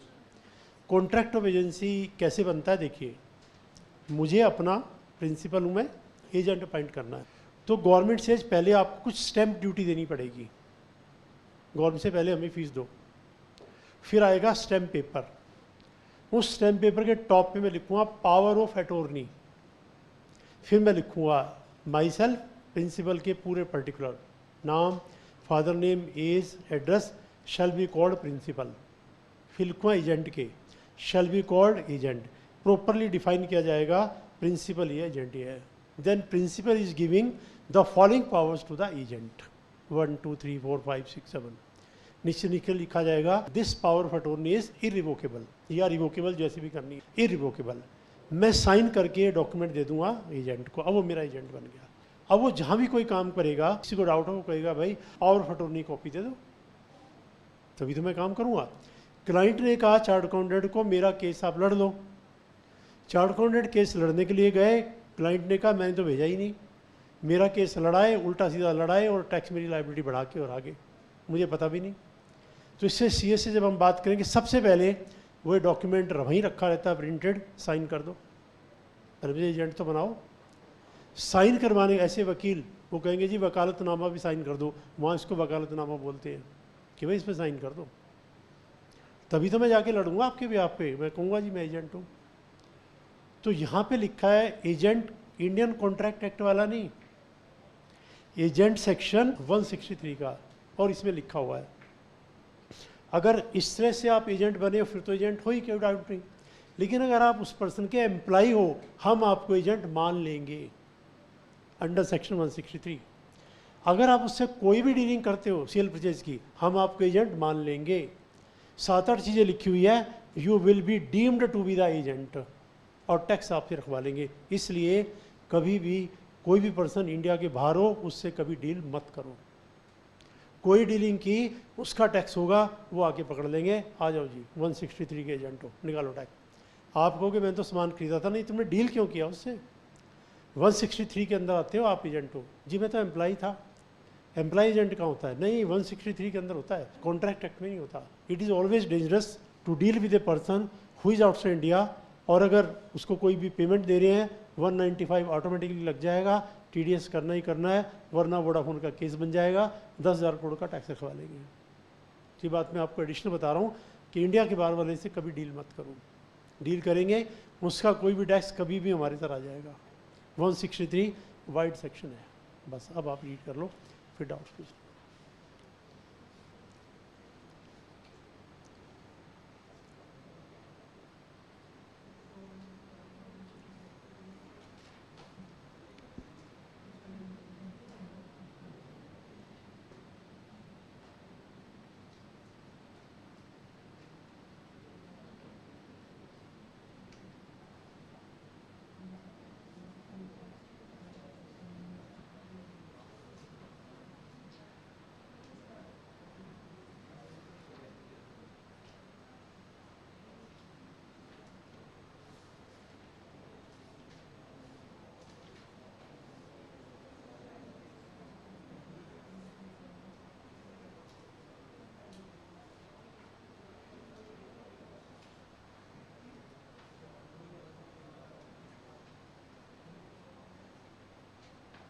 एक क्वेश्चन देखिए पेज 179 पर,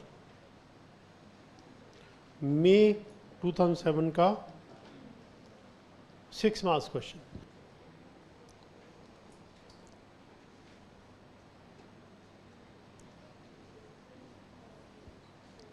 अच्छा, एक पॉइंट और देखिएगा, हमारे जो है MCQ आते हैं कितने मार्क्स के आते हैं?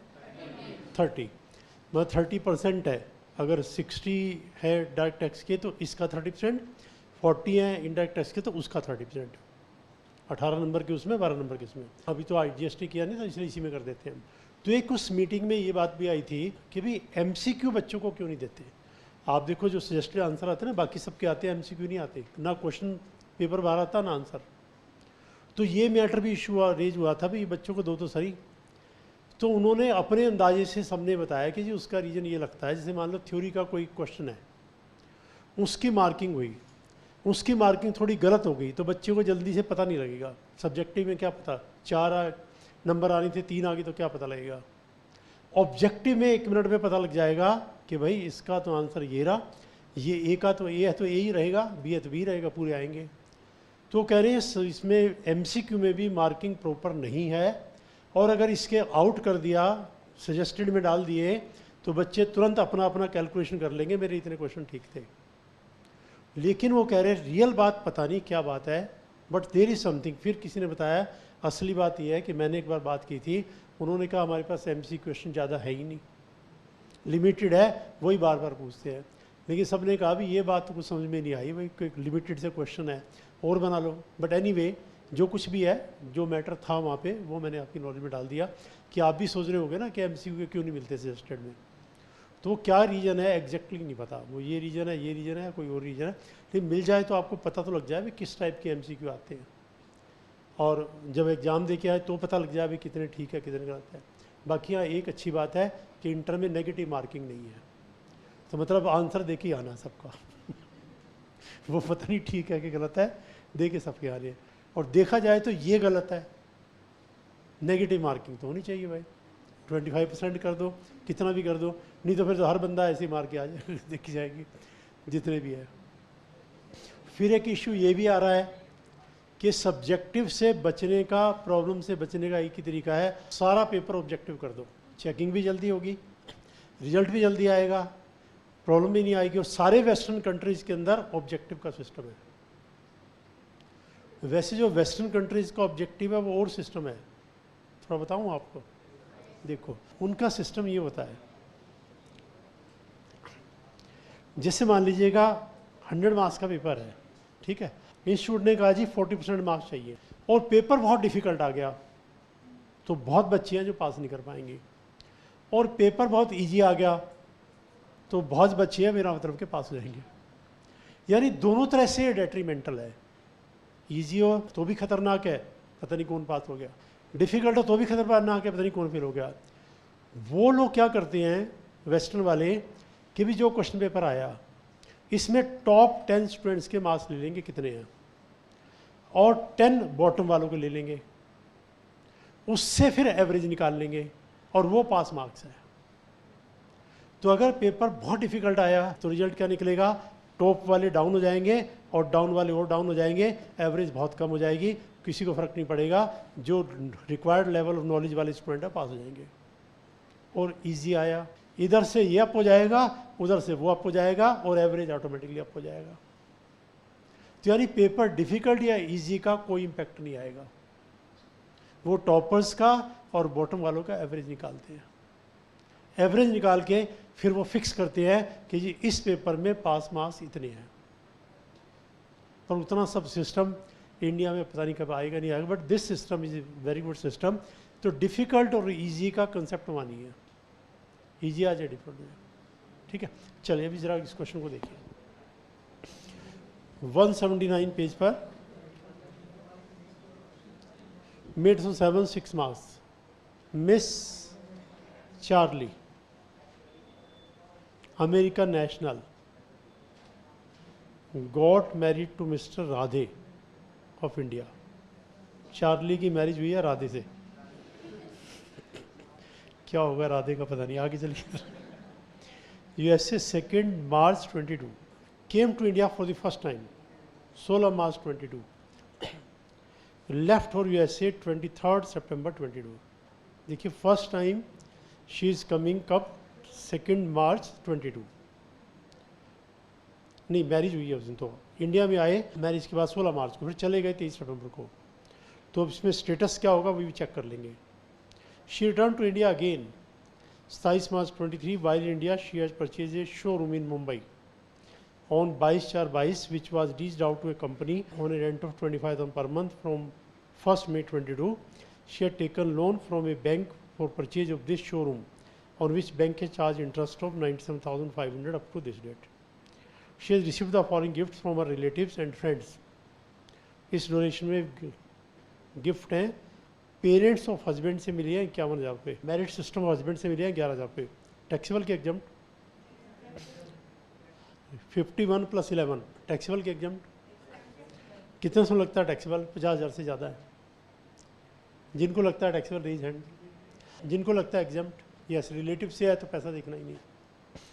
From 2 very close friends of her husband, अब ये वेरी क्लोज फ्रेंड से है, और वेरी क्लोज फ्रेंड आपको पता है रिलेटिव से बढ़ के होते हैं। तो बताओ टैक्सेबल के exam, taxable. Determine status and total income, answer देखिए। As per 6(1) individual to resident India if stage in India 182 days or more, और stage in India 60 days or more during relevant previous year, also 365 days or more during courier. इस तरह से पहले थोड़ा सा theory का part लिखना है, फिर प्रॉब्लम पे आएंगे। Since Miss Charlie is not able to comply with any of the condition mentioned above, she is not resident in the previous year 21-22, in the previous year 21-22 के 22-23, 22-23, ठीक है। हर stay in India during previous year 2023 preceding year given below, इस साल में 181 days बने हैं। अगर वो एक दिन और आ जाती तो रेजिडेंट बन सकती थी, और बिना मतलब के कुछ और ज़्यादा इनकम उसकी इंडिया में टैक्स हो सकती थी। तो ये टैक्स प्लानिंग का पार्ट है। कोई भी अगर इंडिया में ज़्यादा आना चाहता है तो पहले अपने चार्ट अकाउंटेंट से बात करके आए, सी इस तरह से डिज़ाइन करेगा कि 181 को बढ़ने नहीं देगा वो, और पिछले 4 सालों में अगर 365 बन रहे हैं तो 60 को नहीं बनने देगा, 59 करके रखेंगे। अब पिछले 4 सालों में सिर्फ 16 दिन है तो कोई प्रॉब्लम नहीं।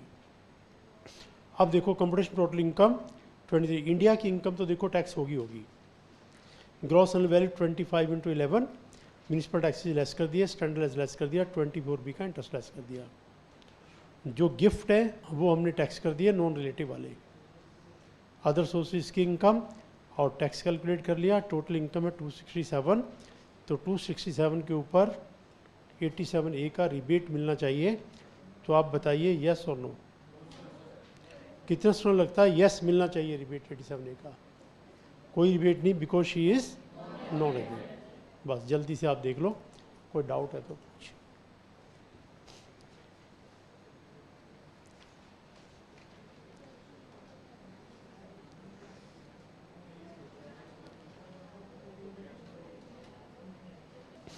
हाँ प्लीज, अब आप सारे पार्ट में डाउट पूछ लीजिएगा। 24B is over, section 25 is over, सबको मिला करके कोई भी डाउट पूछिए इतने पार्ट तक।